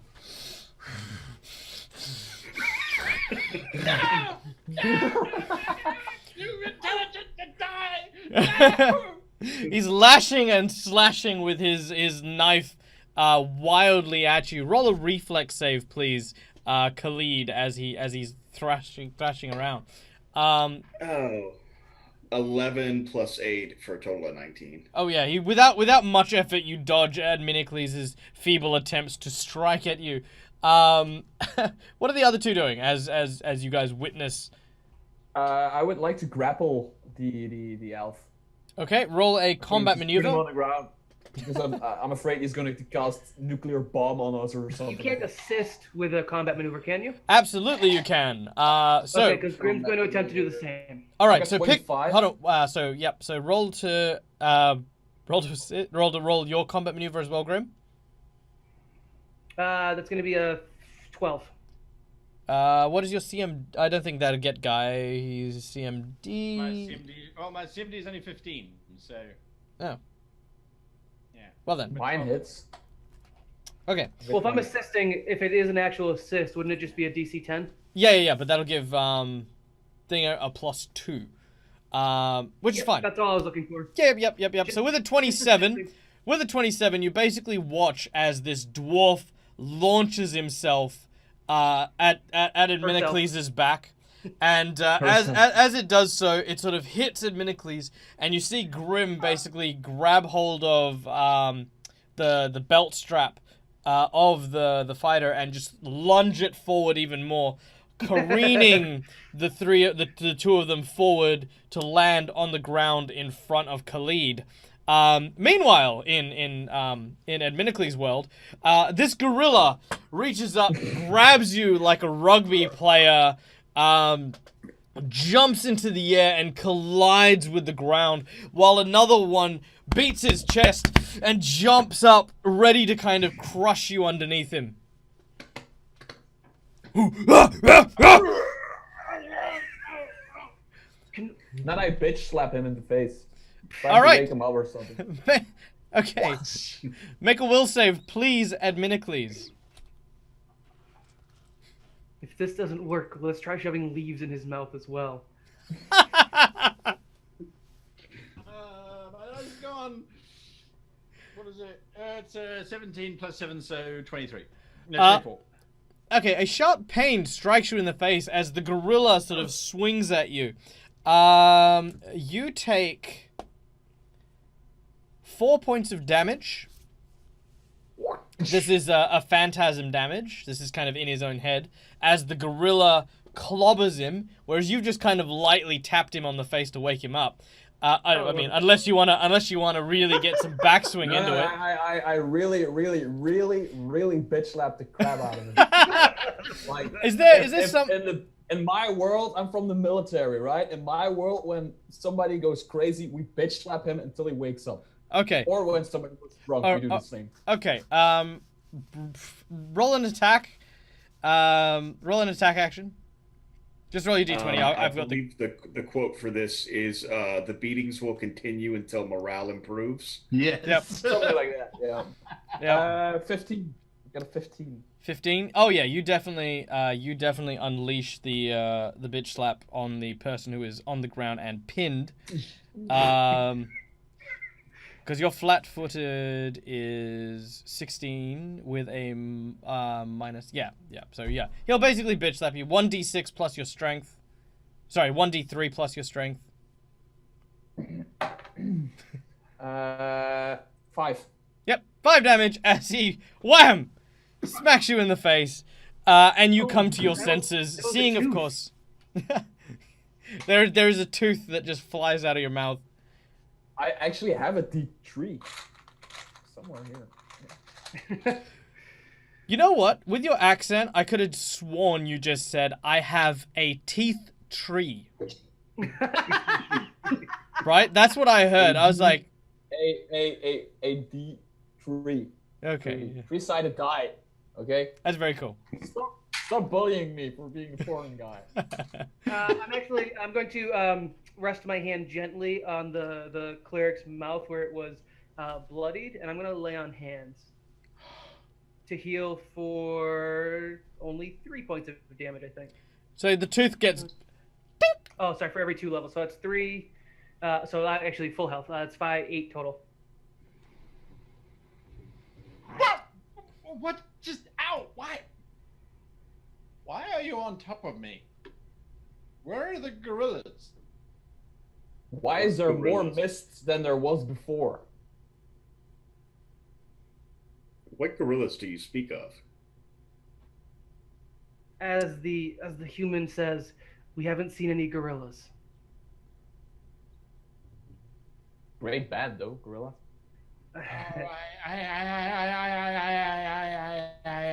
I think I've just encountered what this mist does. I need more of those leaves. Where would you get off of me, please?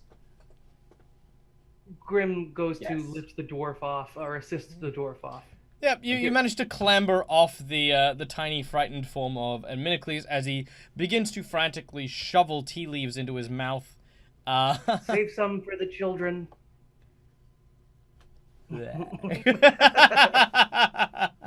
It's still good. Yes. All right. As he begins to come to his senses, and I assume clears off the obscuring mist.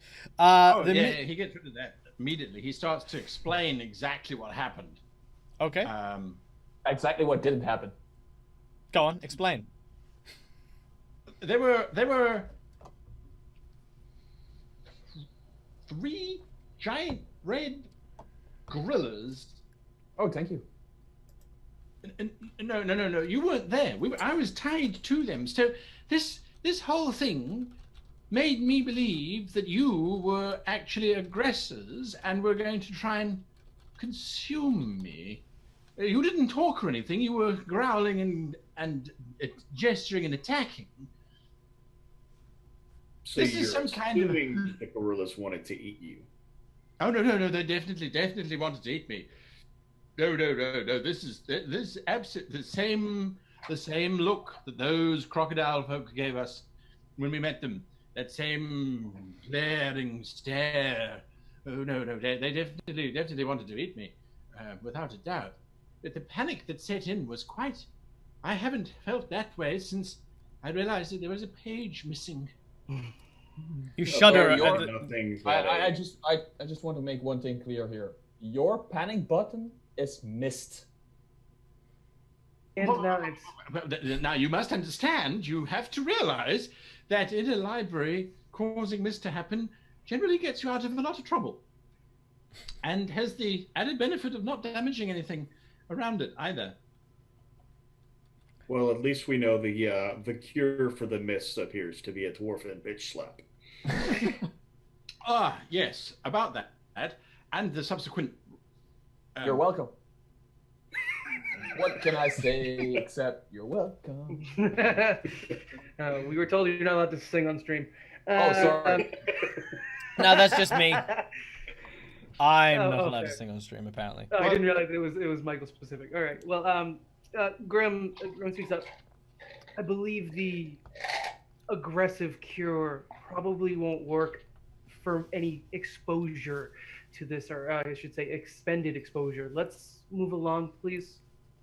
Okay, as the mist clears, it parts revealing to you the silhouette of what appears to be a immense, and I mean like colossal, gorilla's face staring at you.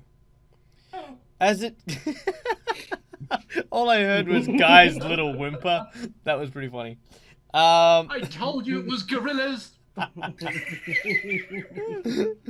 Okay, as the mist clears, you can see more of what is in front of you, and it appears to be a large temple with the visage of a giant gorilla wearing a warrior's helmet with what appears to be mammoth-sized tusks running through like massive, like giant buildings, basically, through this swampland. This, of course, is a building that bears a lot of architectural similarities to that of the ancient Garudan. The Garudan, which everyone will know now, is actually a race of gorilla folk, very commonly referred to as the Silverbacks, which are actually a playable race in Raenor, so that's a fun thing. But they are, however, on the verge of extinction. So there are many places like this around the world where signs of their once prosperous civilization, obviously are still lingering around. This large Garudan temple appears to basically there's a courtyard in front of this temple with a massive statue that appears to have been torn from its confines and used as a kind of blockade against the double doors leading into the building. The statue itself appears to be of a basically a robed magic user looking silverback gorilla who appears to be holding something that isn't there. Like it's sort of like like a raw kind of thing. Do we know if the Garudan are a particularly violent species? Were they known for barbarism and savagery? How can I put it? They were very good at it when they did it. Nowadays, it's more that they're very private. They're private people. They are very honorable. They are very powerful. But they do not seek war and battle like many of the other races of Raenor.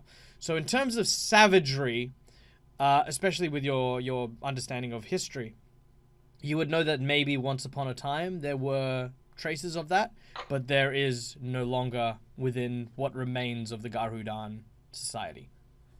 Or at least the one you're familiar with. Would there be any religious significance to this temple or the images that we're seeing? You may make a knowledge religion check. That is going to be a 15. You do not know anything about this temple at all. And you said the front doors appear to be barred from the outside? Yes, by the large rubble of the statue that was there. Knowing what we know about the history of the Garudan, what gods did they worship?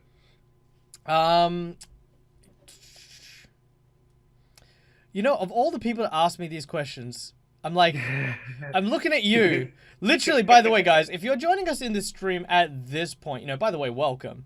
But this is the guy who writes it, right? And I've got a primer that is like 2 pages thick, and it's got everything in it. And he's asking me, what gods do the Garudan have? Well, is that in the primer? Well, no. But apparently I've got to make that shit up right now. So, yes, they had a pantheon of gods.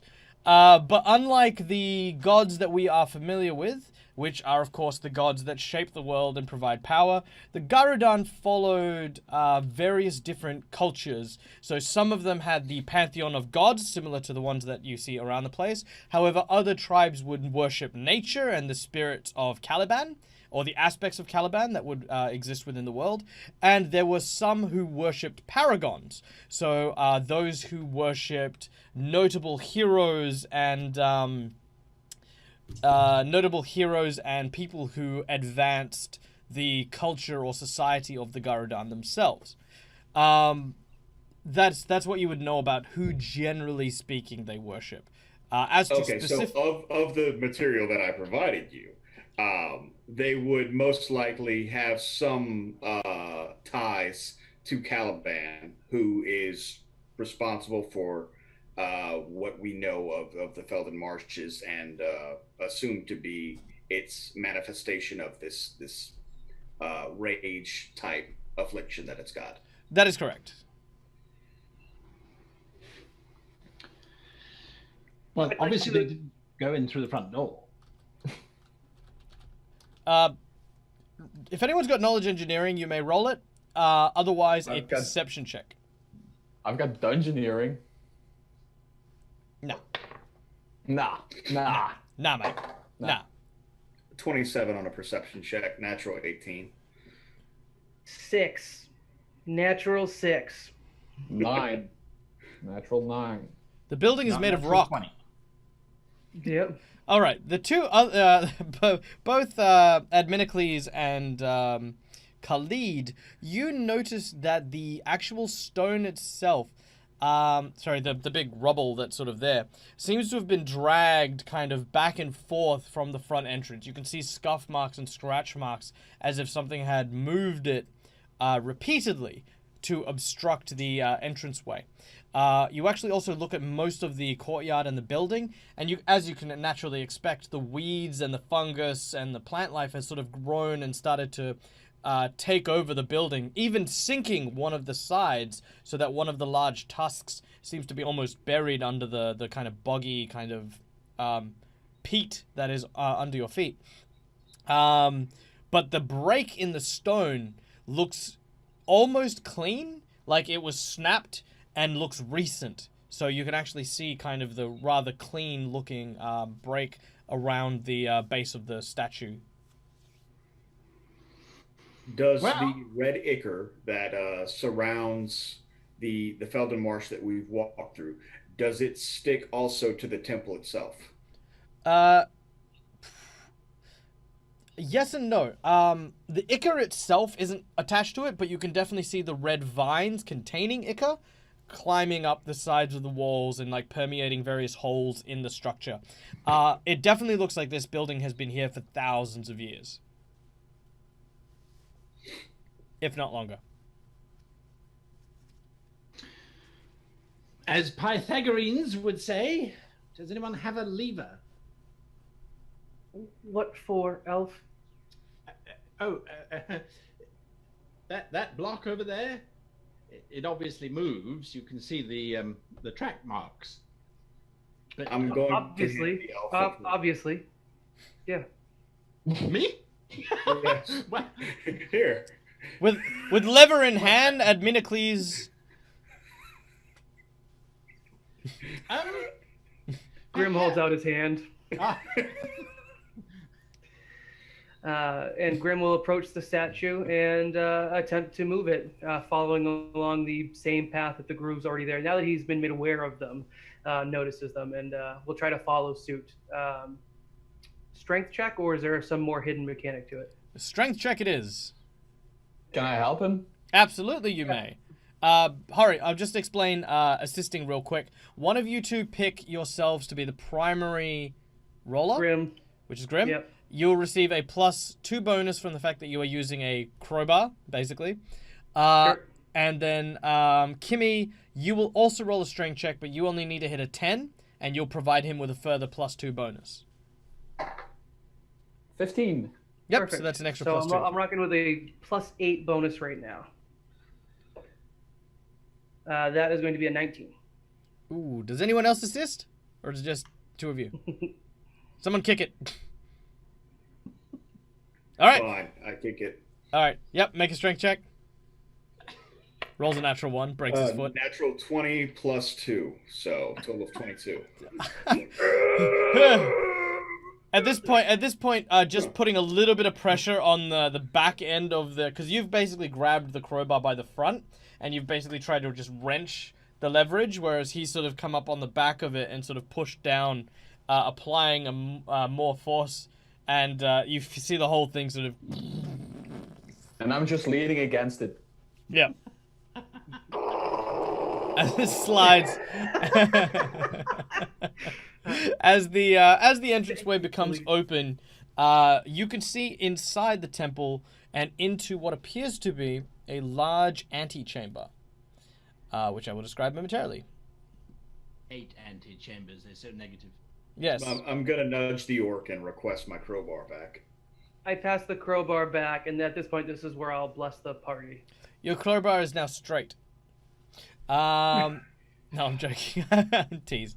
All right, so bless. So everyone now has a +1 to their attack and saves versus fear. All right, so you have now entered what appears to be a hall of some sort that was once upon a time a receiving area for the Garudan who entered this temple. This appears to have many statues that line both sides of the hallway, all depicting various poses and various outfits of the same one Garudan, depicted, of course, by several notable facial features and, body, what do you call it, fur coloration. Let me describe it. Okay. That's what I saw. That's what you became. That makes sense now. Obviously, I mean, well, these are the gorillas that attacked me. Well, not these. Obviously, these are statues. But yes. Ha! As Adminicles has his revelation, you also notice that in this particular antechamber are also a floor carpeting this entire area with broken and crushed bones. There is also dried blood caked upon the walls, and also upon the walls appears to be sort of moss-covered murals, which seem to show various states of battling Garudan, who seem to be heralding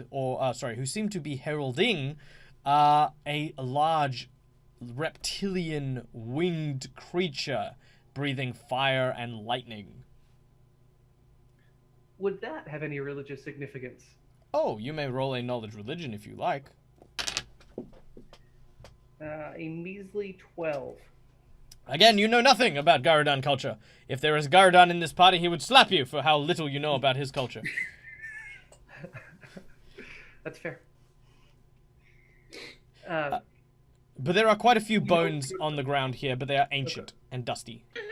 Okay, alright, thank you. Khalid, maybe this is your area of expertise. I'm a jack of many trades, but unfortunately, Khalid took no skill points in knowledge. Have I mentioned how much I love this group? Like, it's awesome. Like, hey guys, let's showcase Raenor and all of its cool and colorful history, and let's not anyone take any knowledges to explore it. I took 2 very specific knowledges, nobility and religion. I just suck at religion, I guess, and nobility was the wrong angle. Yeah. Very few nobles in the swamp. I guess we're in a dungeon. I have dungeoneering, so. But dungeoneering's okay. Dungeoneering I can make work. All right.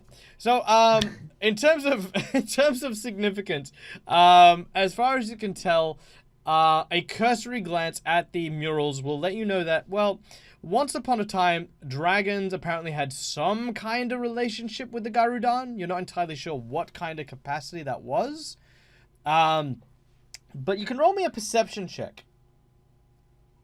Right. 4. 9. 1. 24. Thank 16 you. plus 8. Huzzah.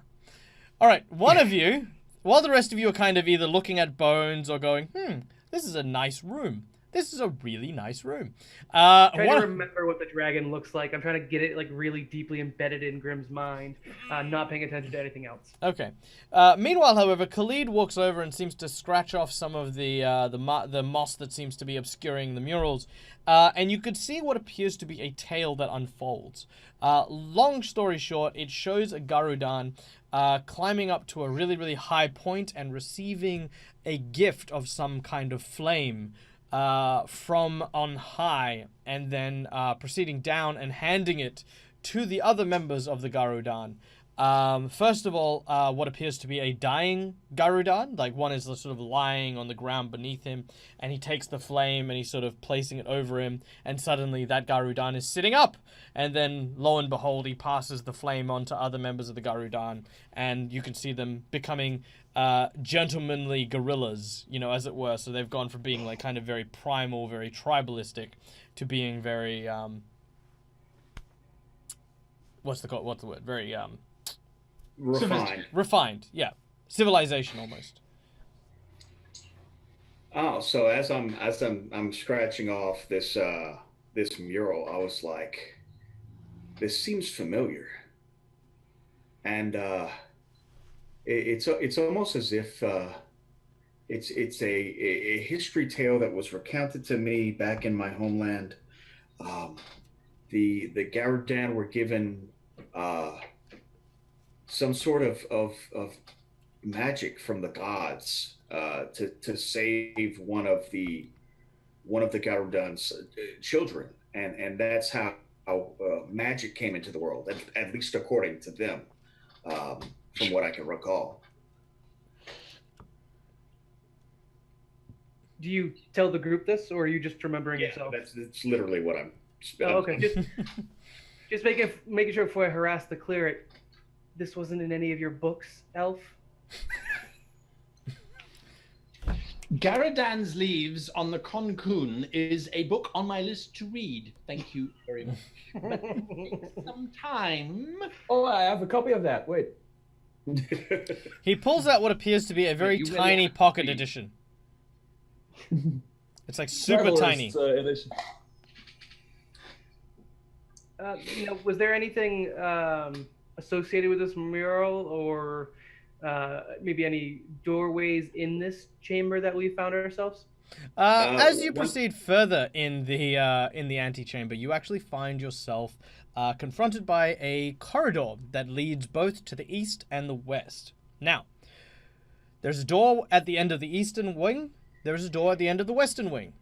There is also a door directly in front of you. Standing on either side of this door is what appears to be two of the same statue of the Garudan. He holds his hand out, and apparently there is a bracer seated in his hand. However, there is no fuel, there is no wood, there is nothing to burn that would imply that it would be, burning. I'll detect evil as my paladin ways want me to. The metal thing is not evil. I have candles. So there's an unlit light source is what we got? I have a tinder box. There are two unlit braziers, one in each of the flanking statues' hands. The one on the left and the one on the right. Right. Grim has dark vision, so sees no need for this. Okay, so who is lighting what? Let's start, of course, with Kimmy. I'm lighting his candles. Okay, the candles are lit. And Minicles goes over to the one bracer and places a candle in that one, and he goes to the other one. Oh, whoa. As you place the candle in the first one, you can roll me... everyone can roll me a reflex save. Yes. I totally don't suck at that. All right, so a total of 24, natural 16. Ooh, 20. 9. Uh-oh. Natural 1. In the words of the infamous George Takei, oh my. All right.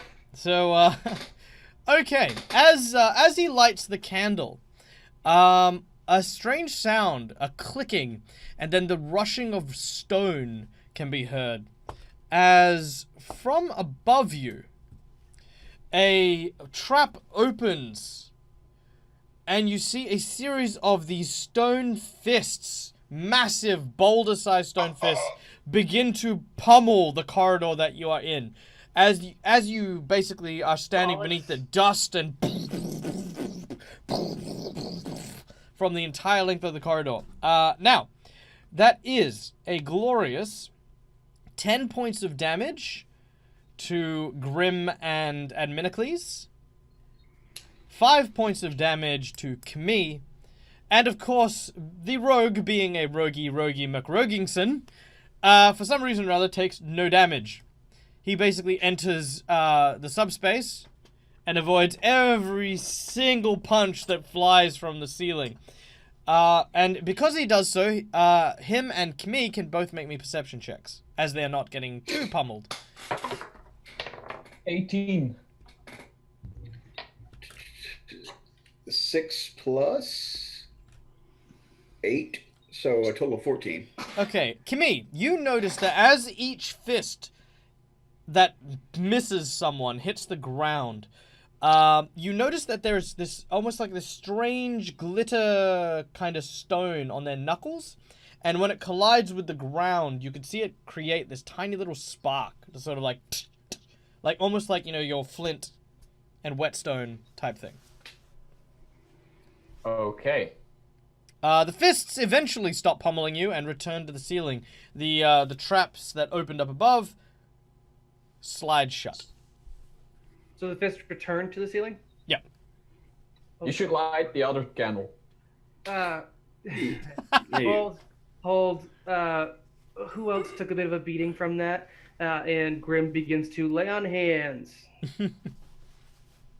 What do we got for damage rolls? Is it just me and Theo? Actually, no. Everyone's been injured except for Khalid. That's 10 damage for the two of you that didn't make the save, and 5 damage for Kmi, who made the save, but, you know. Yeah. It's I refunded. have a total of 7 uses of lay on hands, so I've used 1. I'm going to use 3 more, and I'll lay on hands for everyone. So for myself, that's the worst. I rolled 2 1s, so that's 2 points of health back to me. Well done. I'll lay on hands. Sorry? Well done. Oh, yeah, sorry. Lay hands on the cleric, the elf. That's going to be 9 points healed. And then on the dwarf, I lay on hands for 10 points healed, which is, you know, fair. Way too much. Yep, fine. All right. Whew. Feeling slightly better at the holy touch of your paladin, how do you guys wish to proceed? Okay, Khalid is going to quaff a potion of dark vision at this point in time. Okay, just to let you guys know, at this point in time, it is still low light vision, as the ceilings and stuff like that have been permeated by the weeds and the vines and stuff like that have left large holes that have illuminated the temple, for the most part, in this area. Do we think lighting the other area would cause the same thing to happen? Is the original candle still lit? No. No. I tell the party about the sparky thing I saw. I don't quite know what to make of that. Me neither. Do we want to try the... We've got other rooms other than the door ahead of us, which is the one flanked by these statues. How about we go west and try that door? Hang on a moment. Wait a minute. Maybe we're being a bit silly. The gorillas, the Garadan, they were given the gift of magic, not fire. Fire, if I'm not mistaken, is one of the creation theories of the humans. Also flawed, of course, but maybe we should cast magic within the area of these braces. We could also search around and come back to it. I don't want to exhaust ourselves, and I'm not as magically oriented as you yourself, Elf. Fair point. I'll take my lead from you there. The elf does propose an interesting idea that we can, at the very least, keep in consideration whenever we revisit this area. But at this point in time, Khalid is going to bust out a piece of chalk and mark down on the side of the wall an arrow in the direction of travel, whichever direction we choose to go. Okay, cool. You leave yourself a chalk breadcrumb trail. Khalid, you seemed to be the least affected by the traps of this place. Maybe you could take point? Yes, I can. Which direction do you propose we should go? West. Okay, so I'm gonna take point and lead the party west, keeping an eye out for traps as I go. And I'll Okay. follow directly behind. All right. As per the rules for the time being, I'm going to be accepting the fact that you guys are keeping your eye out for traps, and I will be rolling perception checks privately to determine whether or not you find anything. So, heading to the west, you begin by opening the door. There appears to be no traps on it, but beyond appears to be a room that is a corridor. Now, strangely enough about this corridor, it appears to be in what was the tusks of the helmet that you saw from the outside of the temple. The floor looks very bizarre, almost sloped like you would imagine, or curved like you would imagine a sewer or runoff to kind of be. And on the top appear to be these handholds like a monkey bar, as it were, that seem to be evenly spaced heading through that general direction. Oh, I have a bad feeling about this one. Grim shan't be climbing anywhere in full plate. If somebody else wants to proceed, or we can always check the eastern door.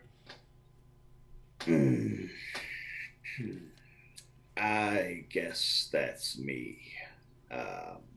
So yeah, I'm gonna sheath my rapier, spit in my hands, rub them together, and try and traverse across the spans of the floor by using the monkey bars. All right, you grab hold of the monkey bars, which lift you just above the ground level.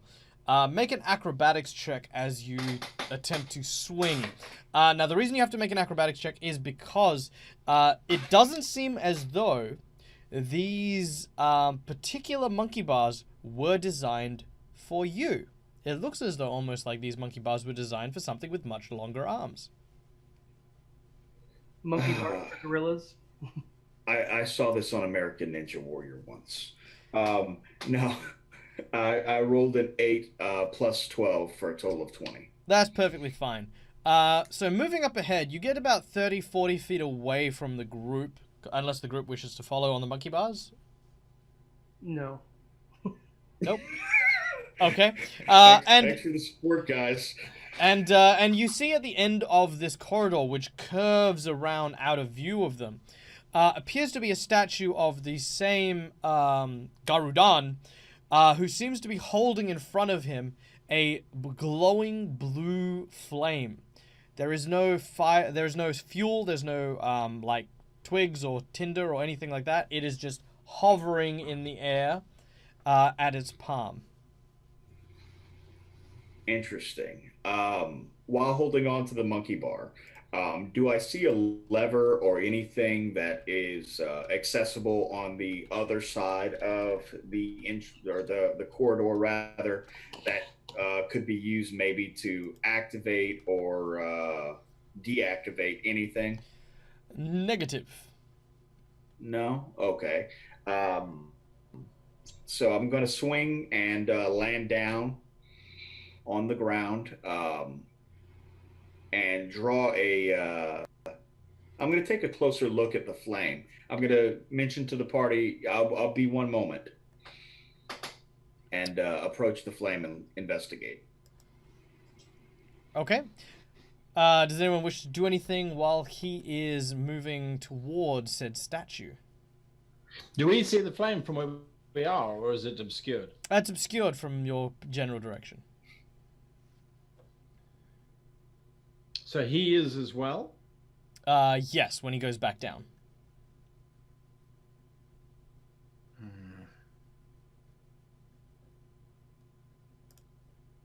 You really have a copy of Garadan's Book of Concoon with you? I mean, really?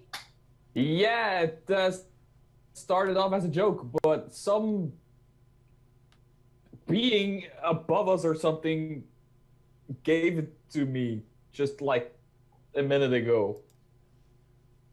It's like there is some kind of dungeon master or something like that. I don't know. Dwarvish humor, Yeah, I understand. Yeah. Yes. Pull the leg of the librarian. Oh, I understand. But I had the book in my pocket and I was just, oh, I have that book. So yeah, cool.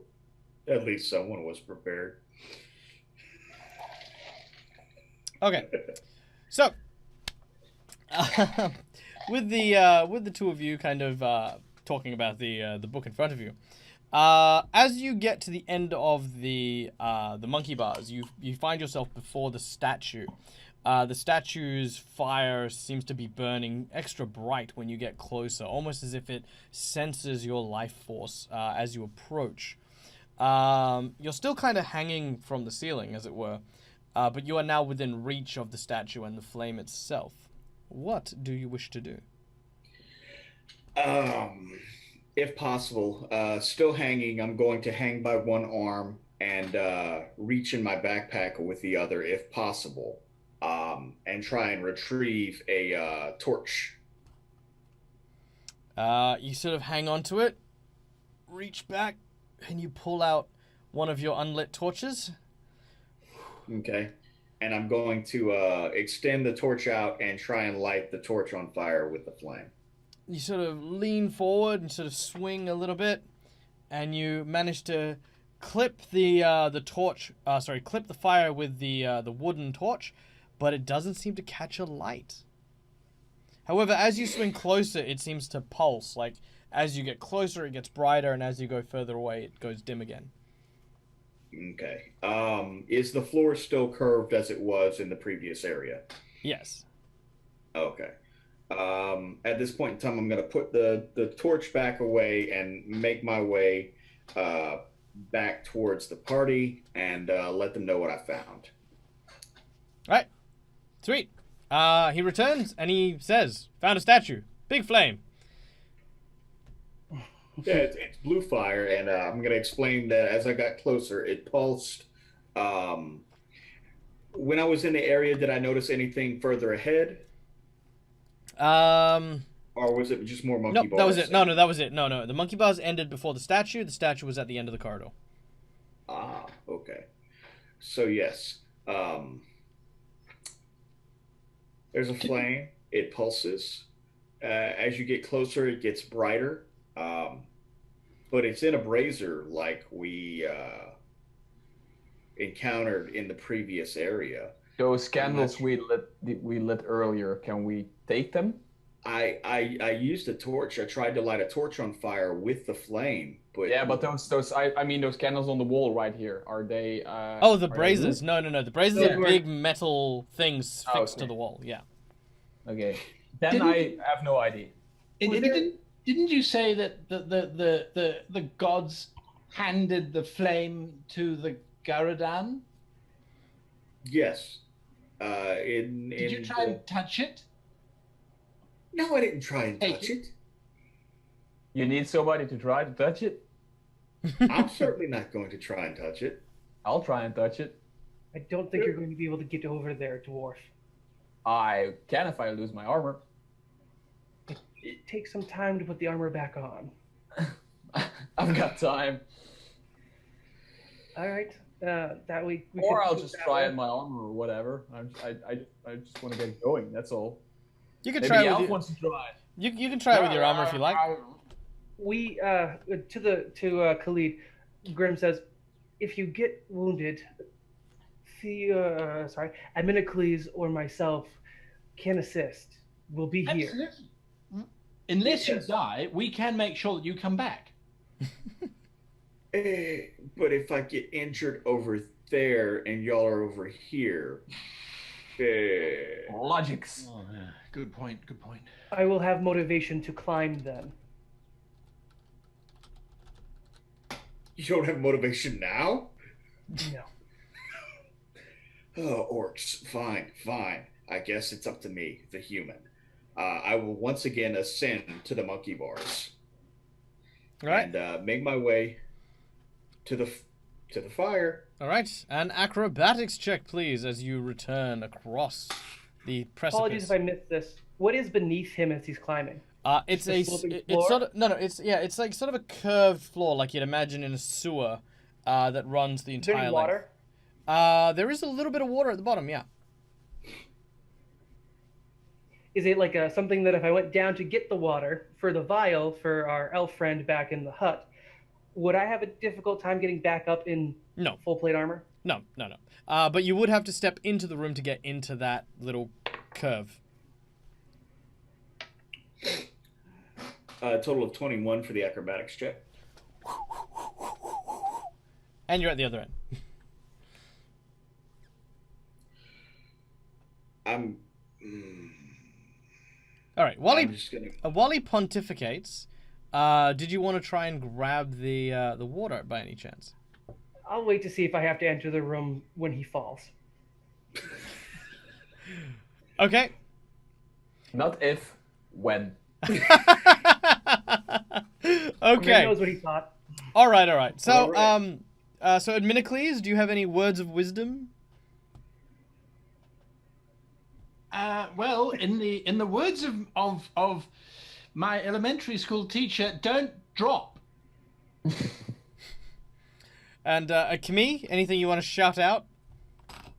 That might start. No. No, I want to point out that I volunteered. So if he dies or whatever happens to him, it's not on me. I volunteered. Fair enough. Grim from the back. Think of the children. Okay. Oh yes. Okay. And my armor, by the way, my gear, it's right here. Just saying. So newly encouraged by the idea of wealth being behind you, you have all the more reason to return safely. You at least there's water. Sorry, someone in the chat just said at least there's some water there you can put yourself out with. That was half of why I asked. Not the first, but it was half. Yeah. Okay. So the fire lies before you, glowing. Yeah, I'm going to mention to myself, oh, here goes nothing, and I'm going to reach out and put my hand in the fire. As you reach out to touch the flames, a stone hand grasps you by the forearm. The eyes begin to light up and burn, and they peer into you, almost burning into the back. You can feel heat at the back of your head, where it's looking through into your very soul. You hear a voice ringing in your head. Frukno seviar, dotte seviar, mosokeren, hatorlene vegerir! And all of a sudden, your head just gets blown backwards. You fall from the monkey bars and land with a heavy thud on the stone. Your hand is now holding a floating orb of fire.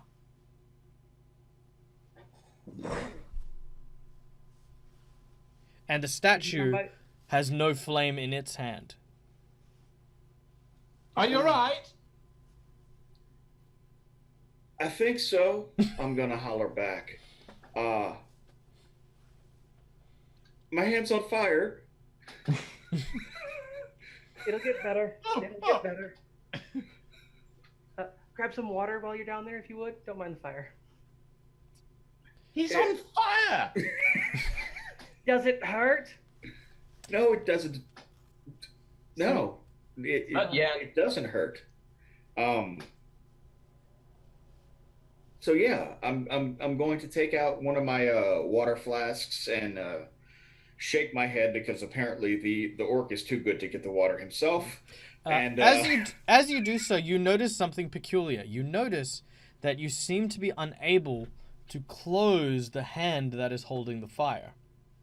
So you sort of, because I mean, obviously, I imagine you used your dominant hand to try and reach out. Yeah. So your dominant hand has lost the ability to close. So you go to sort of reach for something in your backpack, and you just can't close it. And you're like, okay, I'll just pull it out with your left hand. You pick it up. This is interesting. Okay, so I'm going to drink some water from my flask, empty it out, and scoop up a sample of the water that is right in front of me. You do so.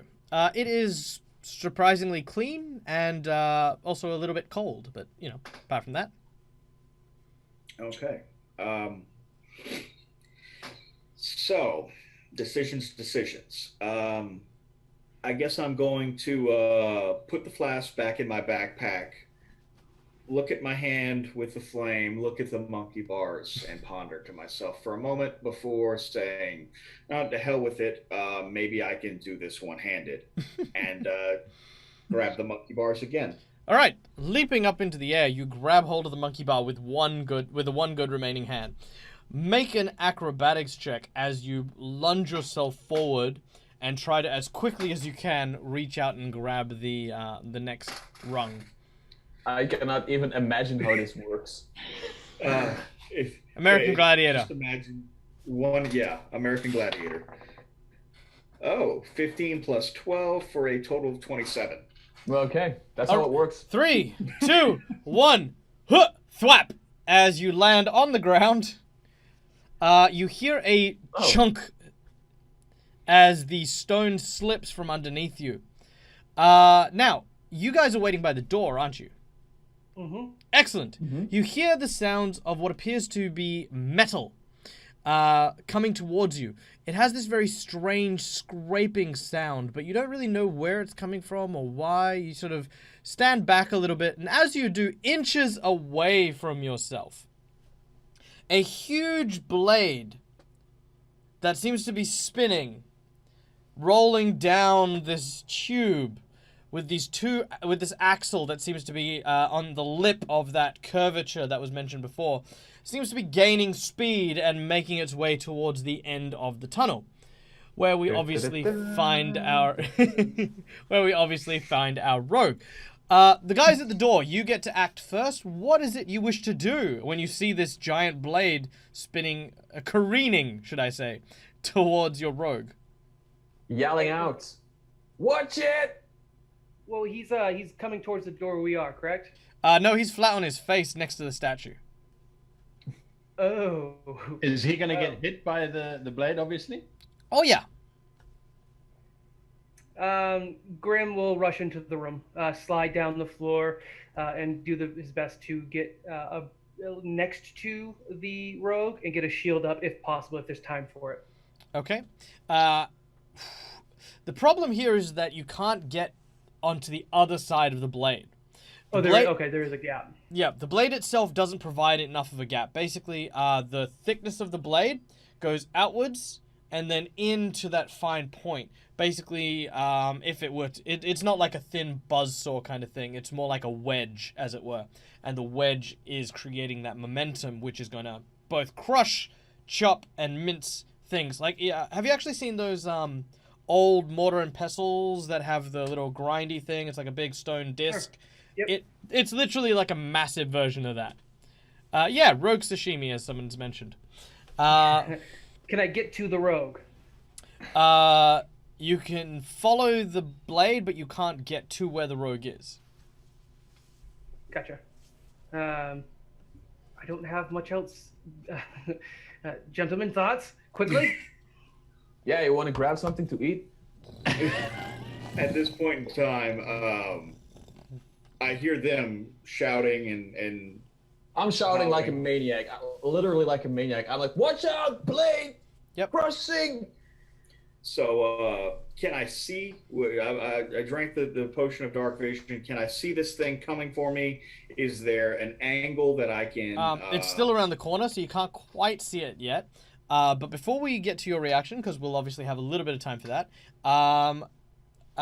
Adminicles, what's your reaction to that? Oh dear! Oh dear! Oh dear! Oh, this is not good. All right. I've got it! I'm gonna touch the sides of the floor. That the blade is moving along. Yeah, so that's what I'm gonna do. I'm gonna Adminicles is gonna cast a spell. Okay, roll me a caster level check, please, as you cast Dispel on the actual floor. Not Dispel, it's a spell. I'm casting a spell. I have a spell. Yeah. Oh, okay. What spell are you casting? Oh, Stone Shape. I'm going to try and warp a ridge along the length of this tunnel so that the blade is going to get jammed up before it gets to the rogue. All right.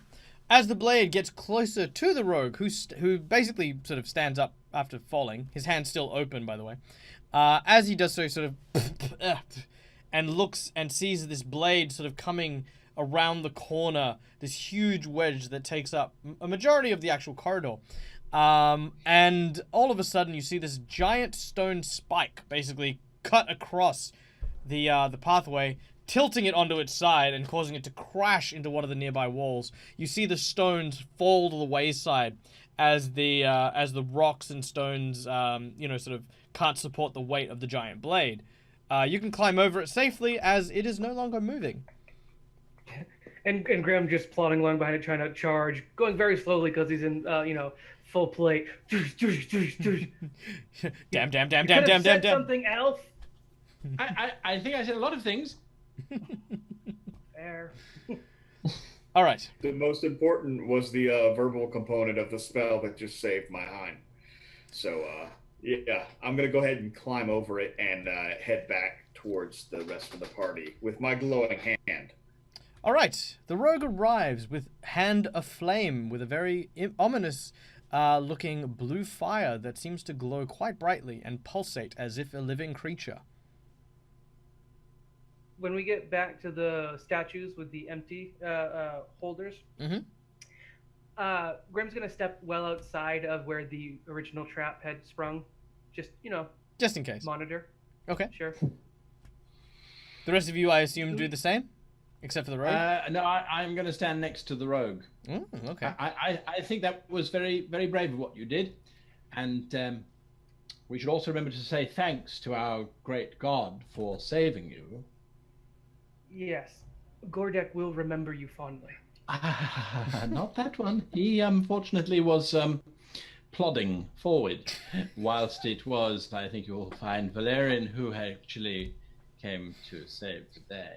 But nonetheless, all are important, and all should be recognized for their supreme divine power and the ability to change all of our lives. Well, for me, I find my faith in Kith, the weaver of the all-web and master of fates. If I survived today, yes, it was in part due to him, as well as Orion, your deity. And yeah, I think that we should all take a moment to hopefully pray to those gods that this all goes well and we don't die in a fiery ball of death when I light these braziers on fire. Grim definitely shows reverence. Me? Nope.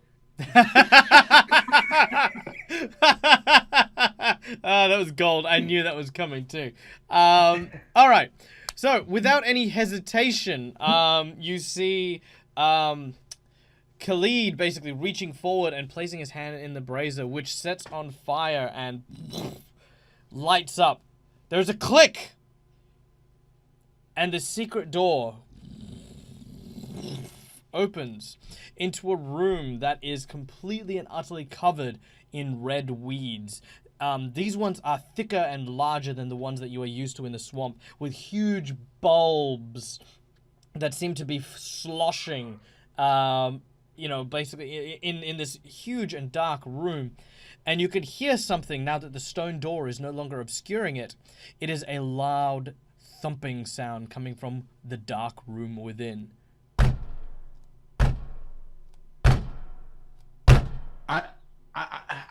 I think these are progenitor plants. These are what are causing the red marsh. Remember, we didn't know what the origin was.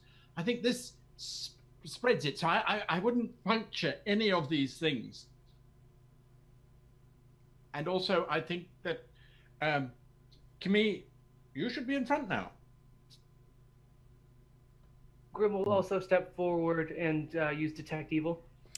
Oh, there is some mad evil in here. So you can only see 60 foot here because of the light that is permeating from the doorway that you have opened, but there is a darkness within. So you can't actually see too far into the room itself unless you enter with a light source of some kind. The noise is coming from deeper within the dark, But there is definitely a strong aura of evil that flows out, almost like this black cloud reaching its smoky tendrils out towards you. You've detected evil before in the past, but this bears a similarity to what you would imagine a desecrated area to feel like. Why do I have to go first? We're expecting trouble, dwarf. So even with my dark vision, there's darkness at about 60 feet. Yeah. Okay. It seems that there's something obscuring the path of vision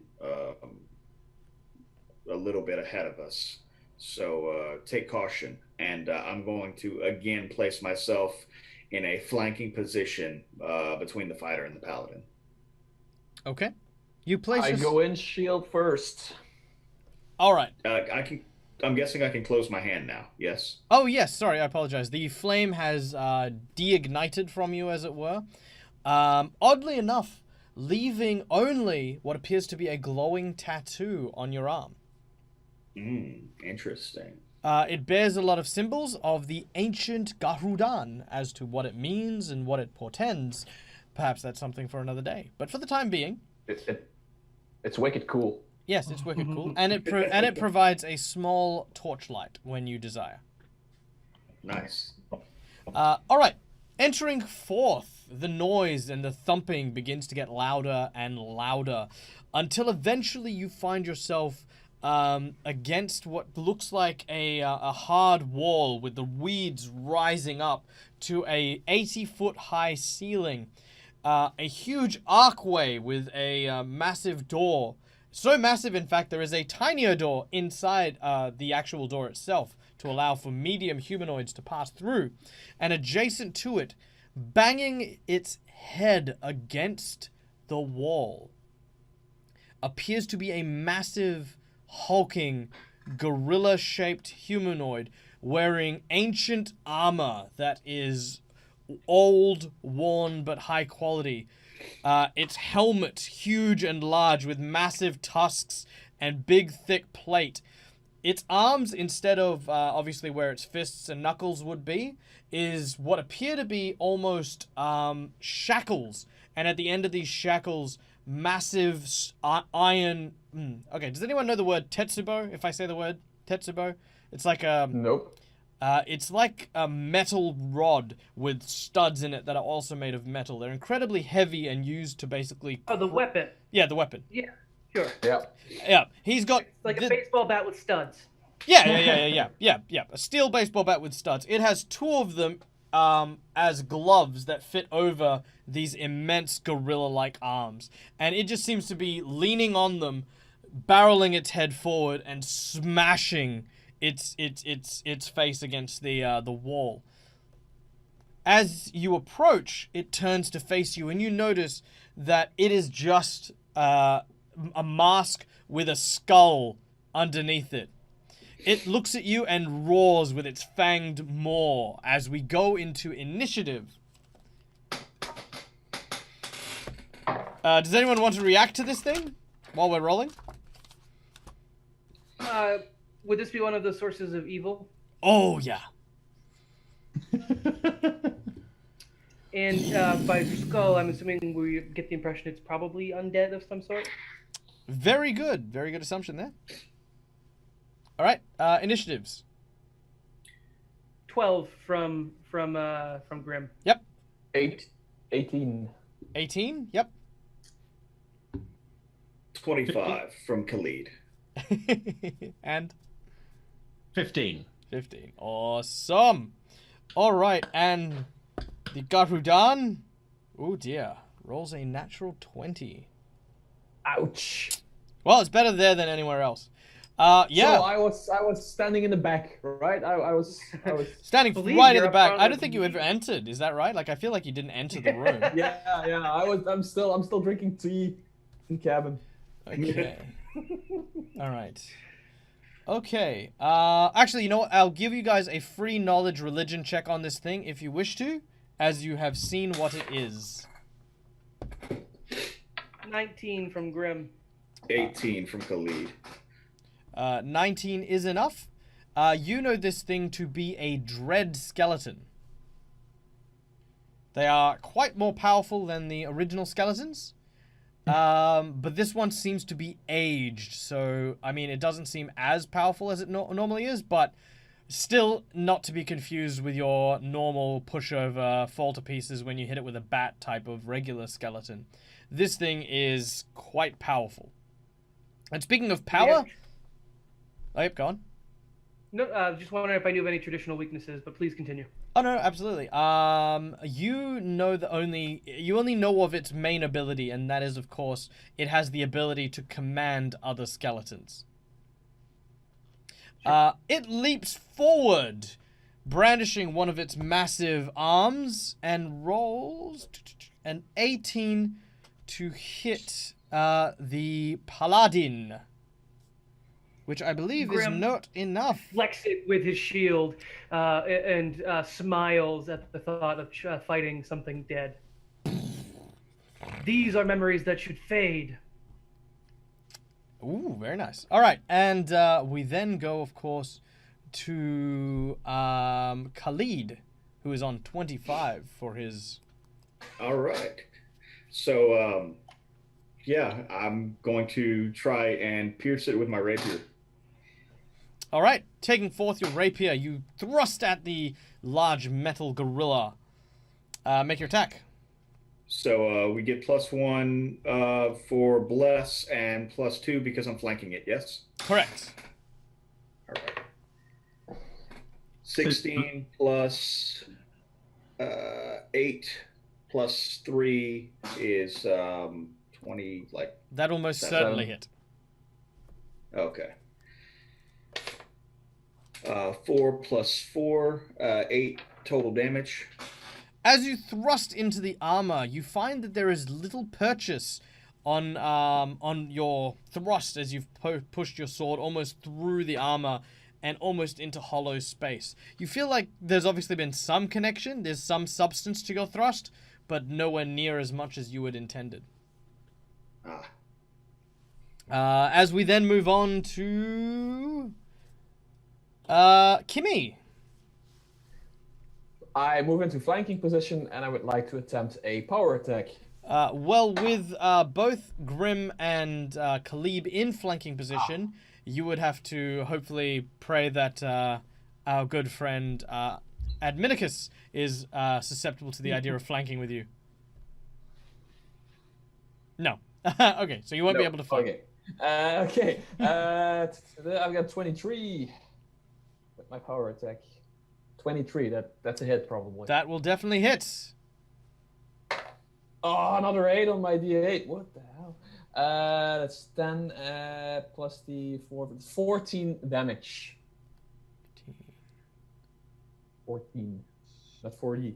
All right. As you swing your axe, again, similarly, you strike at its armor, cutting through, and you can see the gap in the armor where you've cut, and you can see, like, some of the bone has been chipped away, but again, it lacks the punch that you've been accustomed to, especially fighting the blind helms from earlier on. All right, we then go to... Grim. No, sorry, not Grim. Adminicles. Adminicles grabs his holy symbol of Vorian and steps forward, holding it towards the undead creature. With the power of my deity at my side, you, creature, have no strength here! And I release this bolt of consecration, which consecrates the entire area, 30-foot radius. It gets a saving throw, will save, I believe, and it does not.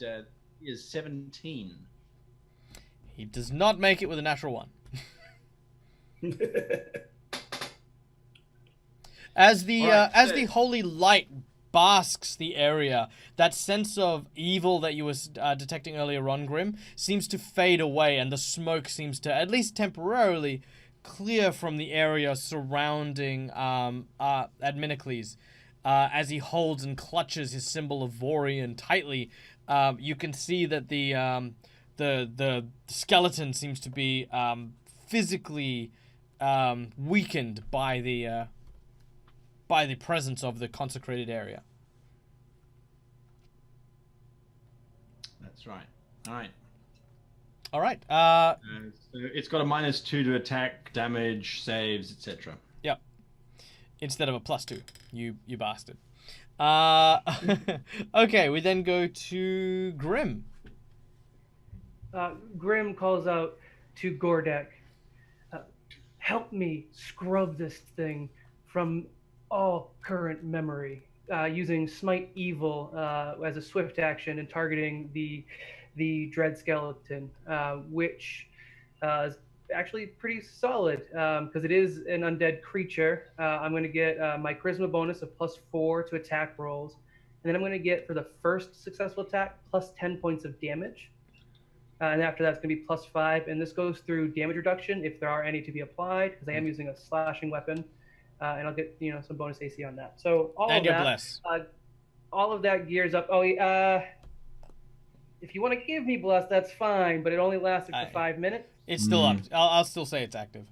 I appreciate that then. All right, so I'm going to just get right on in there. I'm going to, chill it and just slash down at it with my, faintly glowing sword as I smash through it.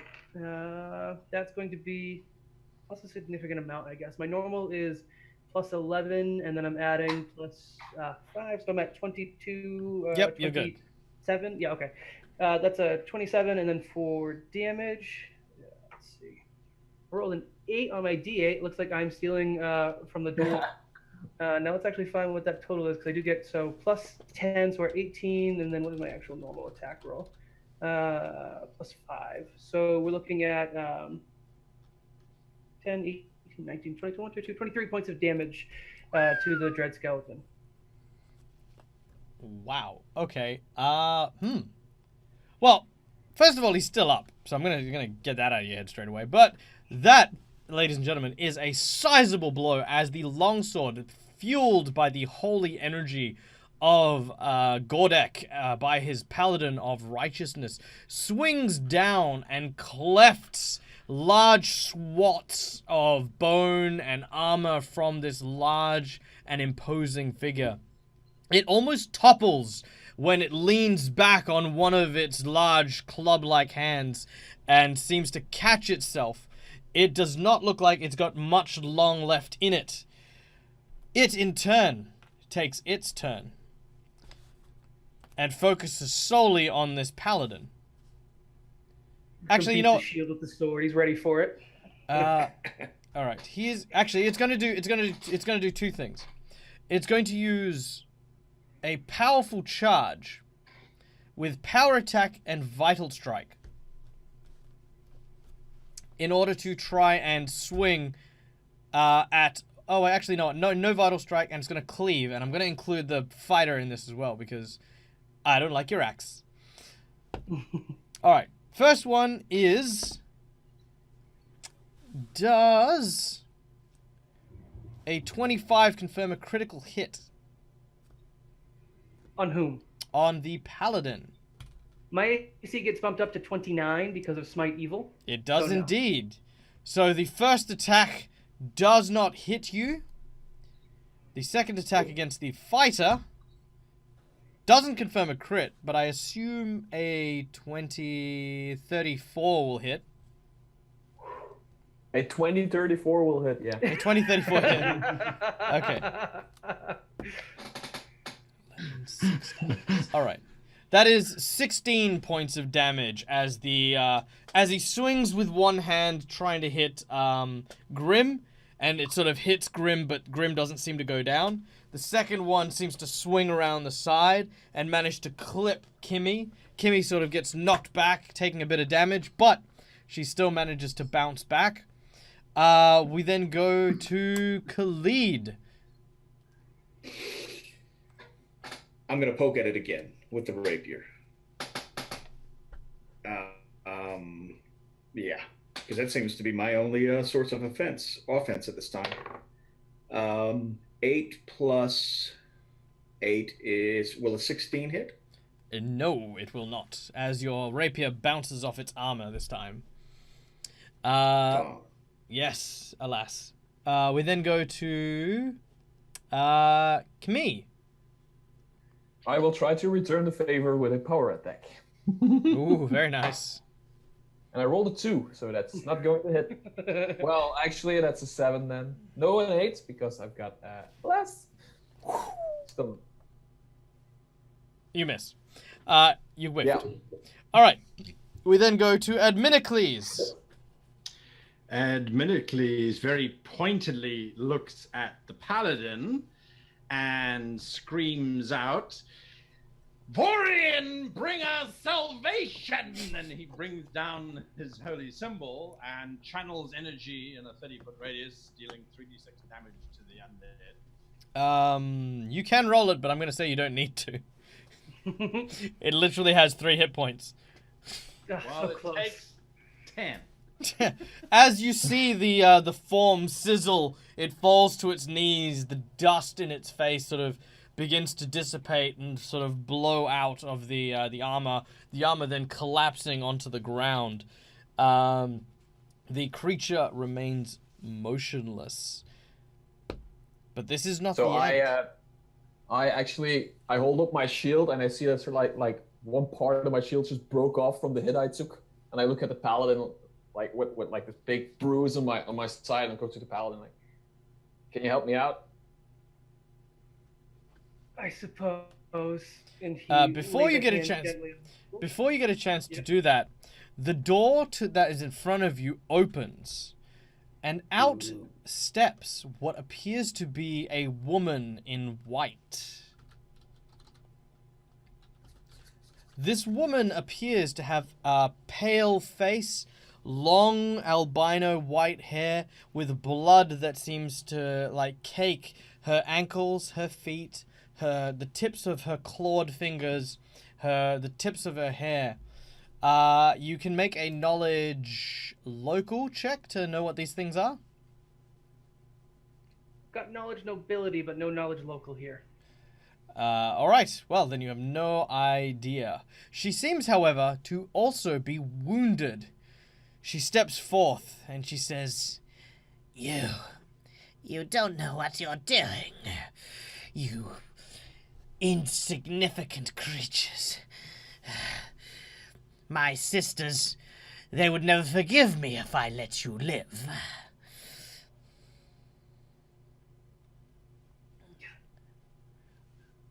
That's fine, child stealer. I don't think you were leaving this room either way.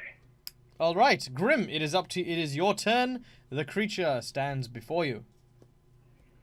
Having a second use of smite at 5th level, Gordek, hoping this one's evil because he's not going to spend the time to detect evil. Graham's going to call to Gordek and attempt to smite evil on this woman again. And he's going to just close the distance and attempt to stab. Yep, moving through as quickly as he can, raising his sword above him, swings his blade up to try and cleave the unarmored woman. Is she evil by any chance? Oh yeah, Okay, so it's a 35 to hit. that'll hit. What? 35 to hit? Yeah, I rolled Smite. a 19, which I actually don't know what the critical range on a longsword is. Is it 19 or is it 20? 19. Oh, actually, so I'm going to roll to confirm the critical then. Mm-hmm. Oh, cool. I'm going to assume that's not it. It's a 20 to confirm critical. 20 will confirm because she hasn't acted yet. Oh God. I hope I'm not butchering someone who actually doesn't deserve it. All right, so for critical in Pathfinder, it's roll twice? Yes. All right. And then roll twice on your damage dice, and then double whatever static bonuses you have. Oh, also double the static bonuses as well? Would that also include the smite bonus? Yes. This is a lot of damage.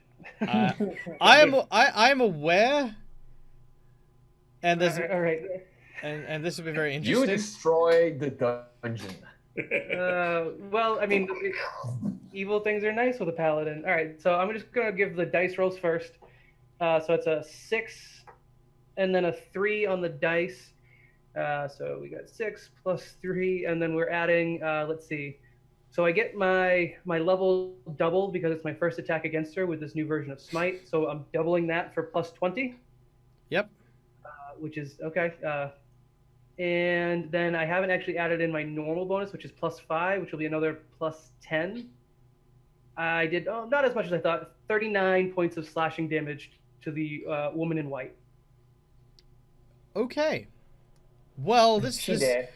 Yeah, no, And she's it dead. does bypass DR, which is Oh yeah, no, I'm aware of all this. Okay, so could I get a reflex save from Grim, please? certainly 7 on the die, which I assume is not going to be very high. But I think I get a plus 5 to that. I do, so that's going to be a 12. All right.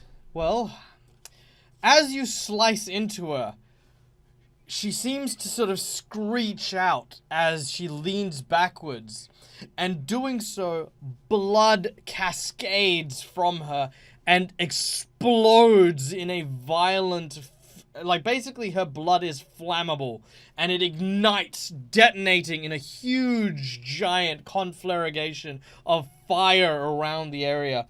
Now, Dustin, you do not make your reflex save. I didn't think I did. The rest of you have but a fraction of a second to take an action, and I'm going to start, of course, with Khalid on this one. So, Khalid, you have literally a move or a standard action. Bearing in mind, your move action will not, for none of you, your move action will not take you out of the room, and the fire is encroaching very quickly.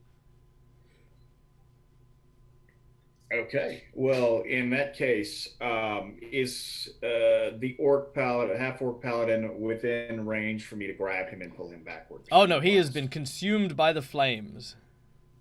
Okay. In that case, yeah.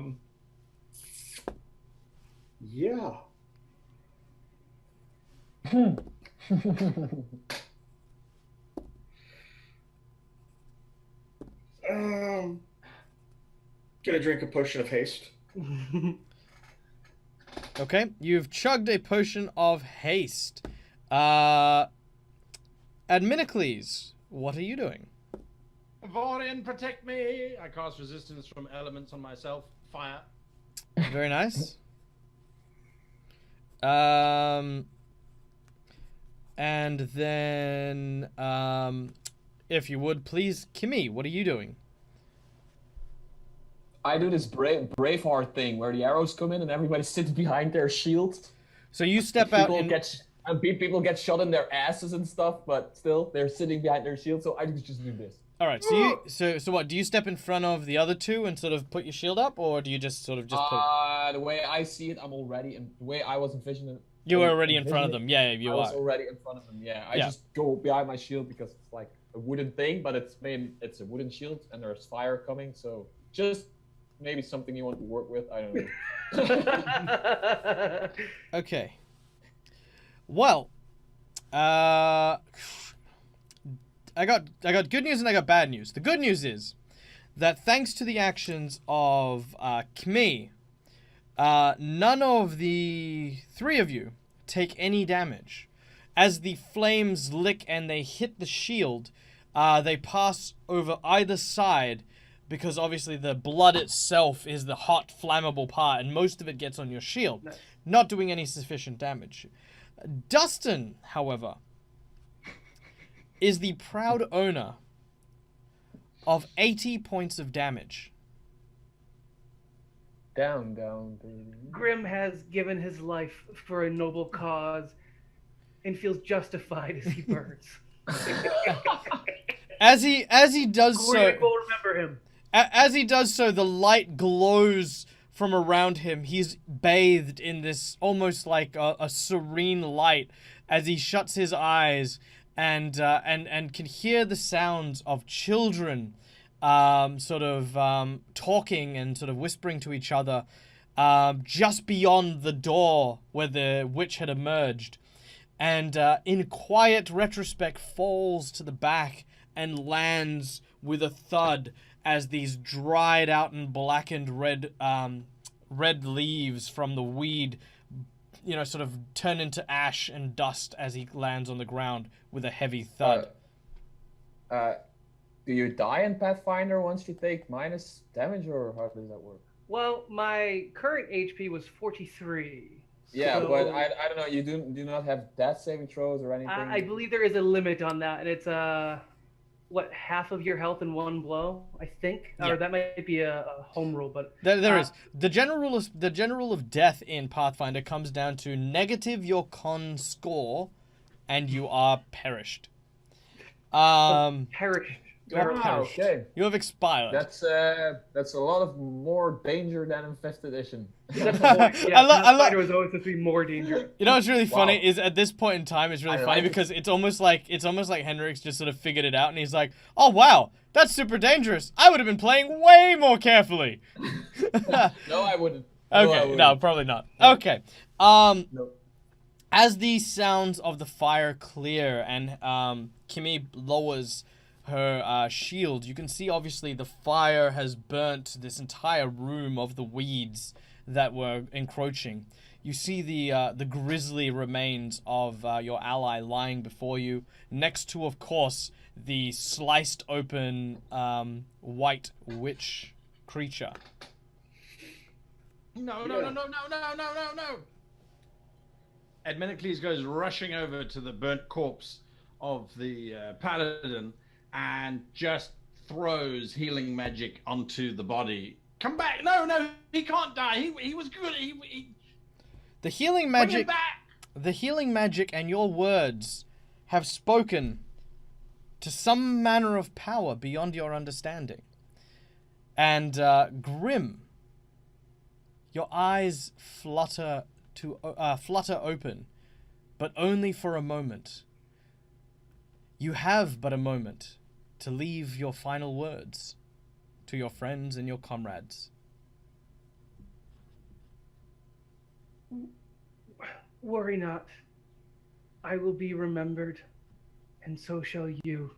I swear it. I swear you'll be remembered. I'll write a book about you. Get to the children, and then get out of this evil place. Yes. I'll include the children as well in the book. It's fine. But I'll write about you. Farewell, elf. No. Oh, there he goes. Okay. All right. Just beyond the door, you can see in front of you several cages hanging from the ceiling, and inside several gaunt and very malnourished children. 13 in number. Oh, they are alive. They look at you quietly, almost as if they struggle to speak, having obviously being also very dehydrated as well. Okay. They're hanging on a certain height, or? Oh no, they're high enough for you to rescue. But is there something you'd like to say to them? This is kind of like the. Was she the only one?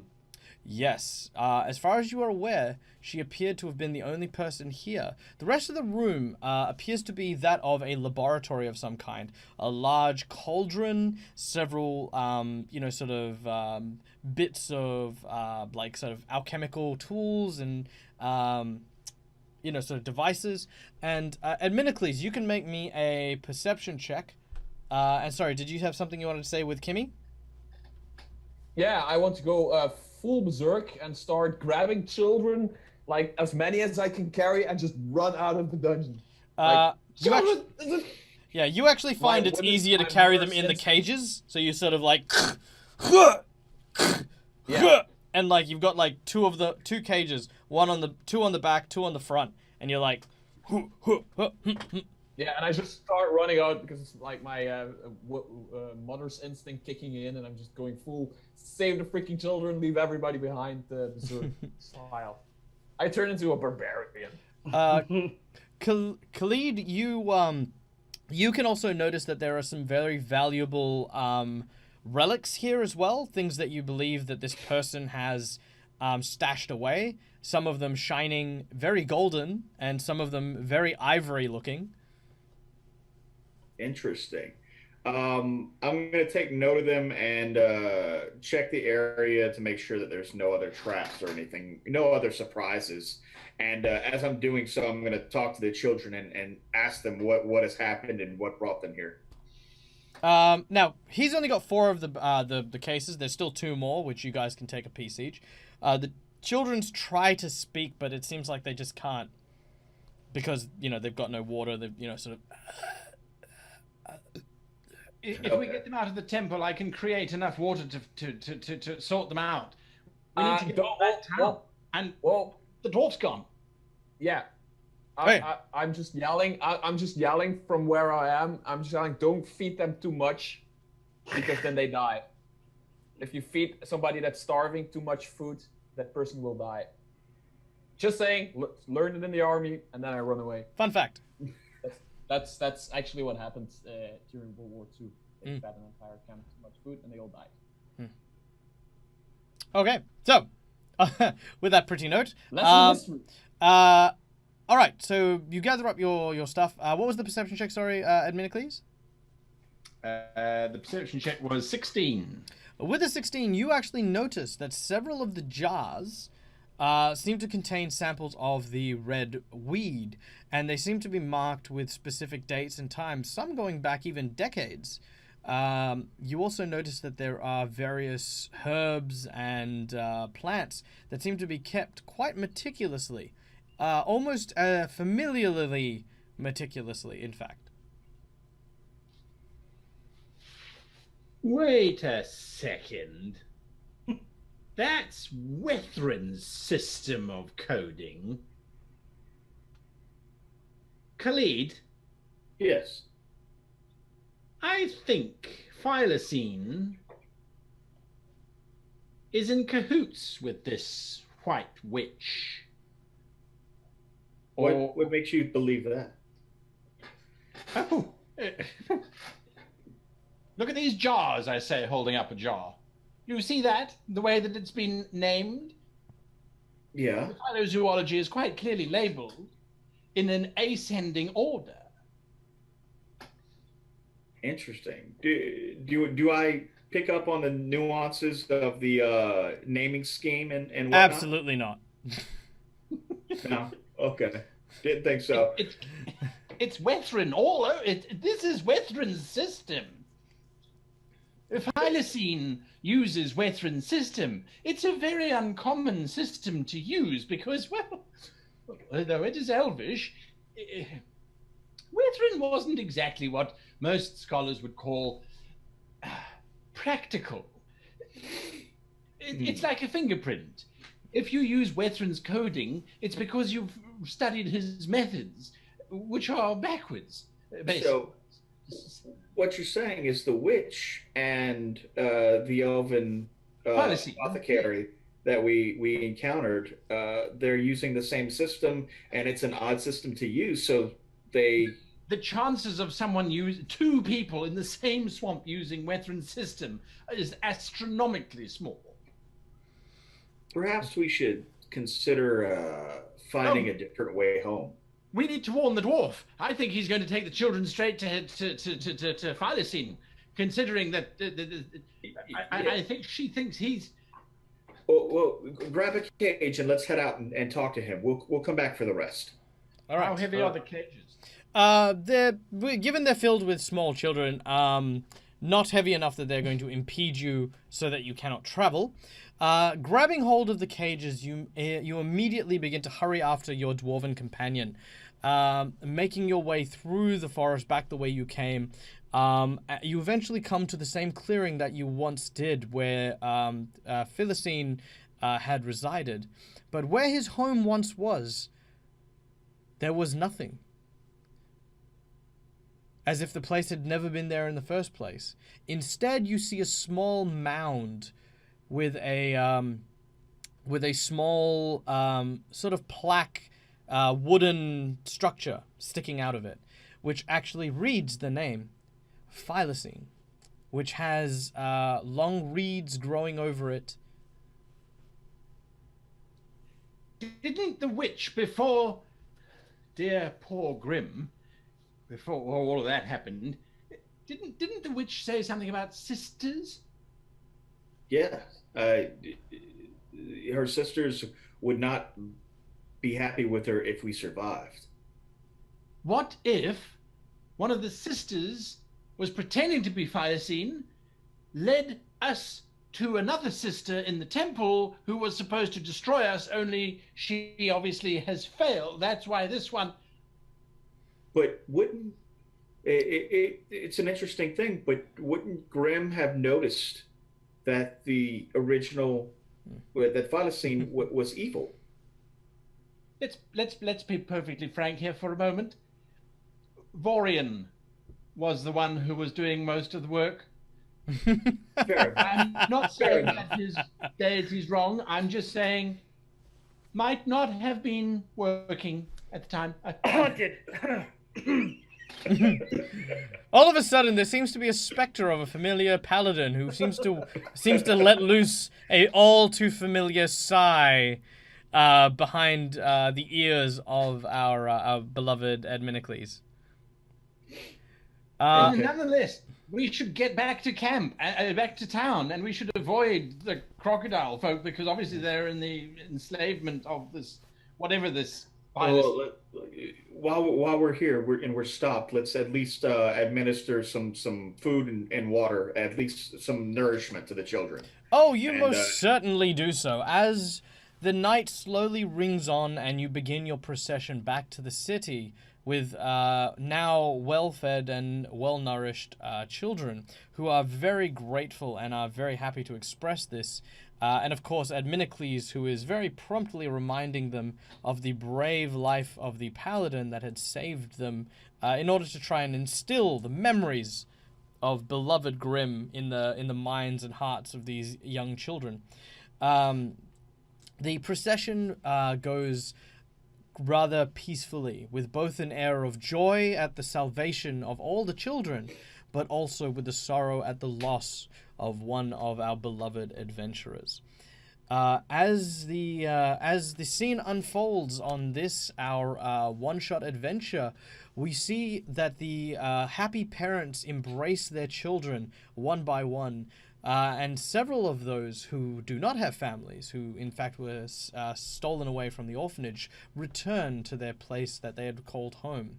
And one small child with hand clasping one of their other orphaned siblings sheds but a single tear.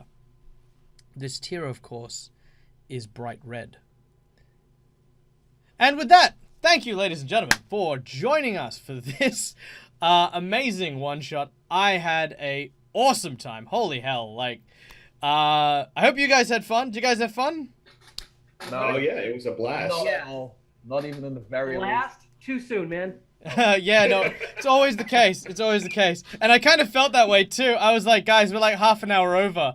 And it was like, all right, well, I guess we'll keep going. I was kind of like, okay, you've saved the children. I can start the epilogue. No, you want to go and investigate that? All right, now I can start the, oh no, you want to talk a bit more? Okay, now? Yeah. So, yeah. But no, it was awesome. It was great. And I mean, hell, that's always a great sign. I actually do want to hear from each of you guys really quickly, just if you've got the time, a little bit about how you thought the experience went, what you think of, obviously, not only the game, but an introduction into the setting, because obviously this is a touch on to the new Raenor setting, which will be one day hitting shelves. Hopefully we'll know more details in the future, and Ask A Pathfinder will put them up there. But yeah, so what do you guys think? Let's of course start with Adminicles. Adminicles was by far the loudest character, and I demand he speak first. Well, I think it's a really cool setting. The Garodan certainly are an interesting history, to say the least. I like the temple sort of stuff. Yeah, absolutely. I think there is a promise of story there, which is what I always look for and what I always like. So, yeah, I had a lot of fun. Hope he wasn't too loud. No, it was awesome. Any favorite moments from today? Oh. Apart from the dwarf just eating and drinking and licking everything.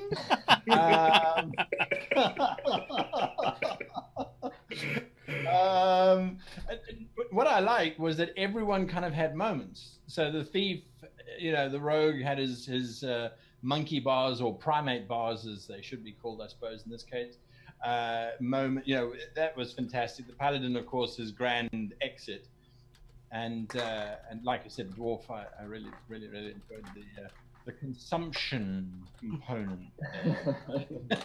It's like, what are you doing? No. Anyway, so that was it. I had a lot of fun. Awesome. And of course, speaking of the dwarf, Kmi, obviously very important here. Your first Pathfinder game. Well, I've come to the conclusion that it is a role-playing game, and in the big spectrum of it all, or how would you say it? It is a role-playing game, so it is a different system, but actually, for me, it's just basically a role-playing game. I just ask a question for some basic rules, and it just happens, and that's why I love it. So people are always comparing 5th edition to Pathfinder or to 4th edition, which didn't exist, and then 3.5, and they're all like, this is better, and I'm. While these people are complaining about that stuff, I'm just sitting there playing a role-playing game and enjoying the hell out of it. So for me, yeah, Pathfinder is great. 5th edition is great. Every role-playing game that you enjoy is great. I wholeheartedly agree. What about your favorite moments? Do you have any favorite moments from today? Well, yeah.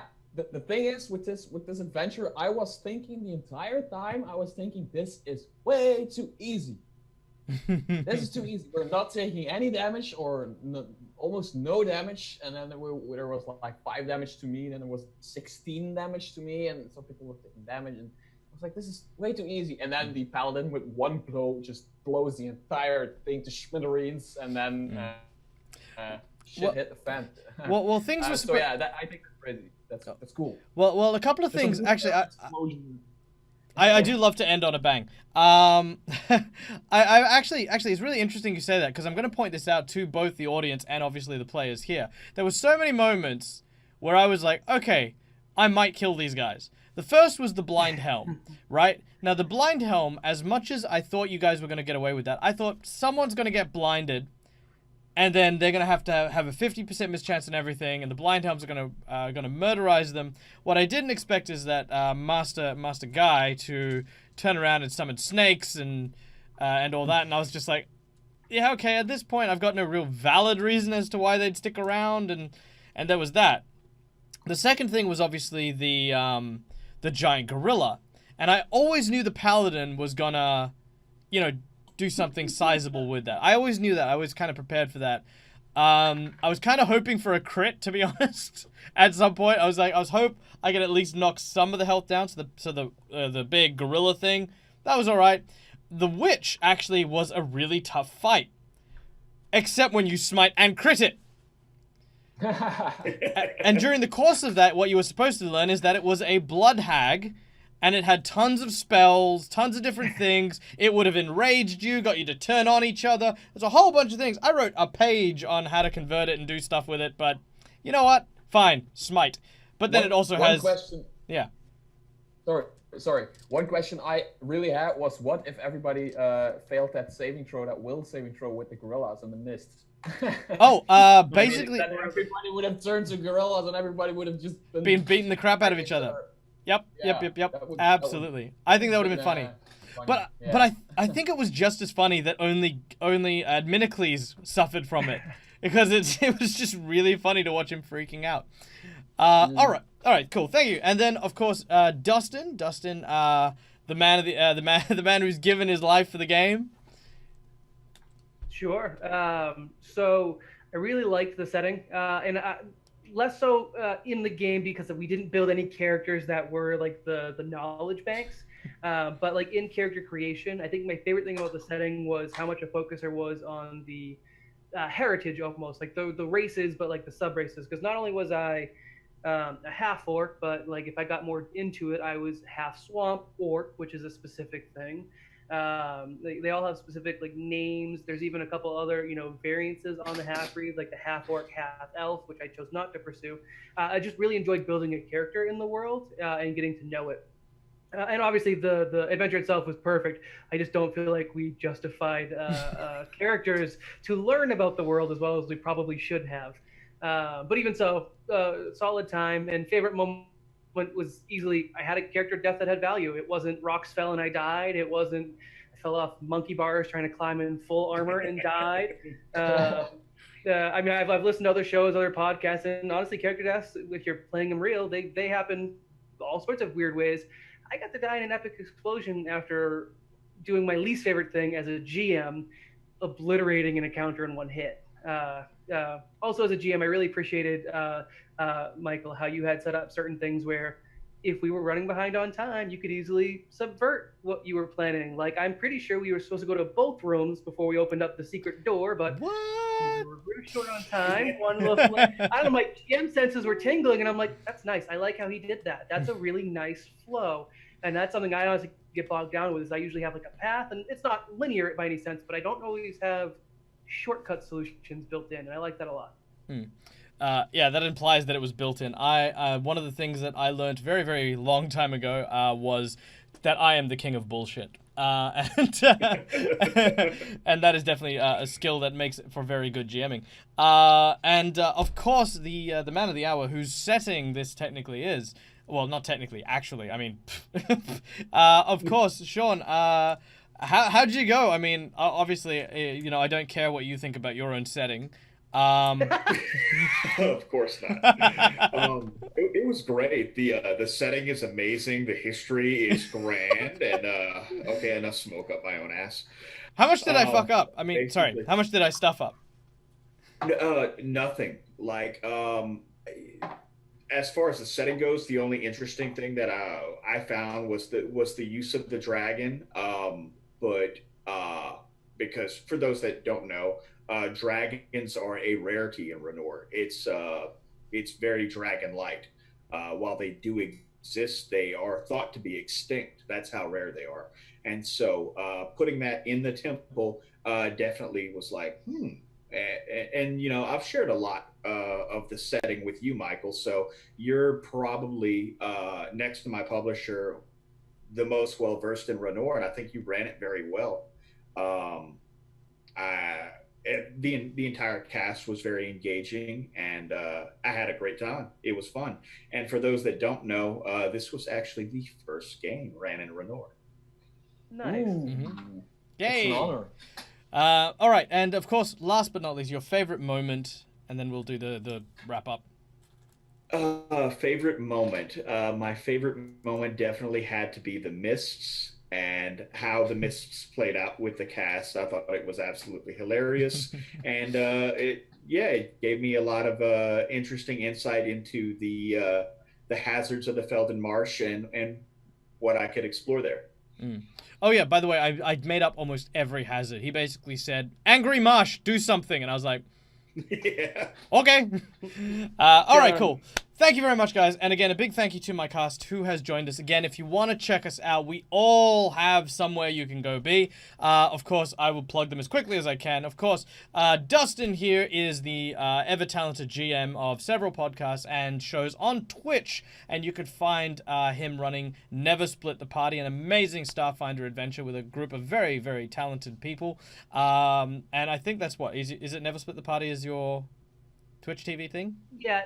Never Split the Party is the channel name, and right now it's the show name. We'll branch out eventually, but for right now we're focusing on Starfinder and sticking it so. But every Tuesday, 8:30 p.m. EST, which is awkward for Australians, I think, over on Twitch, which is just, twitch.tv/Never Split the Party. Sweet. And of course, a big thank you to Mr. Tarrasque, whose very first Pathfinder game this is, who you can find on YouTube. As well as on Discord, like myself. He's a very, very proactive person. So, definitely go check out his stuff, as he's got a whole bunch of cool reviews on D&D material, and his love of the fighter permeates almost everywhere on his channel. So if you definitely want to check him out, you can go find him on YouTube. You don't have like a Facebook thing, do you? I'm most active on YouTube and on Twitter, actually. I have a Twitter account that is linked underneath all my YouTube videos, and I'm very active on Twitter, yeah. Right on. I just learned Twitter while I started YouTube, and Twitter was all new to me, and it felt so prehistoric. But still, now I think it's amazing. So I use This guy's talking about social media being prehistoric, and speaking of prehistoric, of course, Mr. Guy, who you can find on YouTube under How to Be a Great Game Master, as well as the Bacon Battalion, where you'll also find me sneaking my cheeky little Mutaru head in.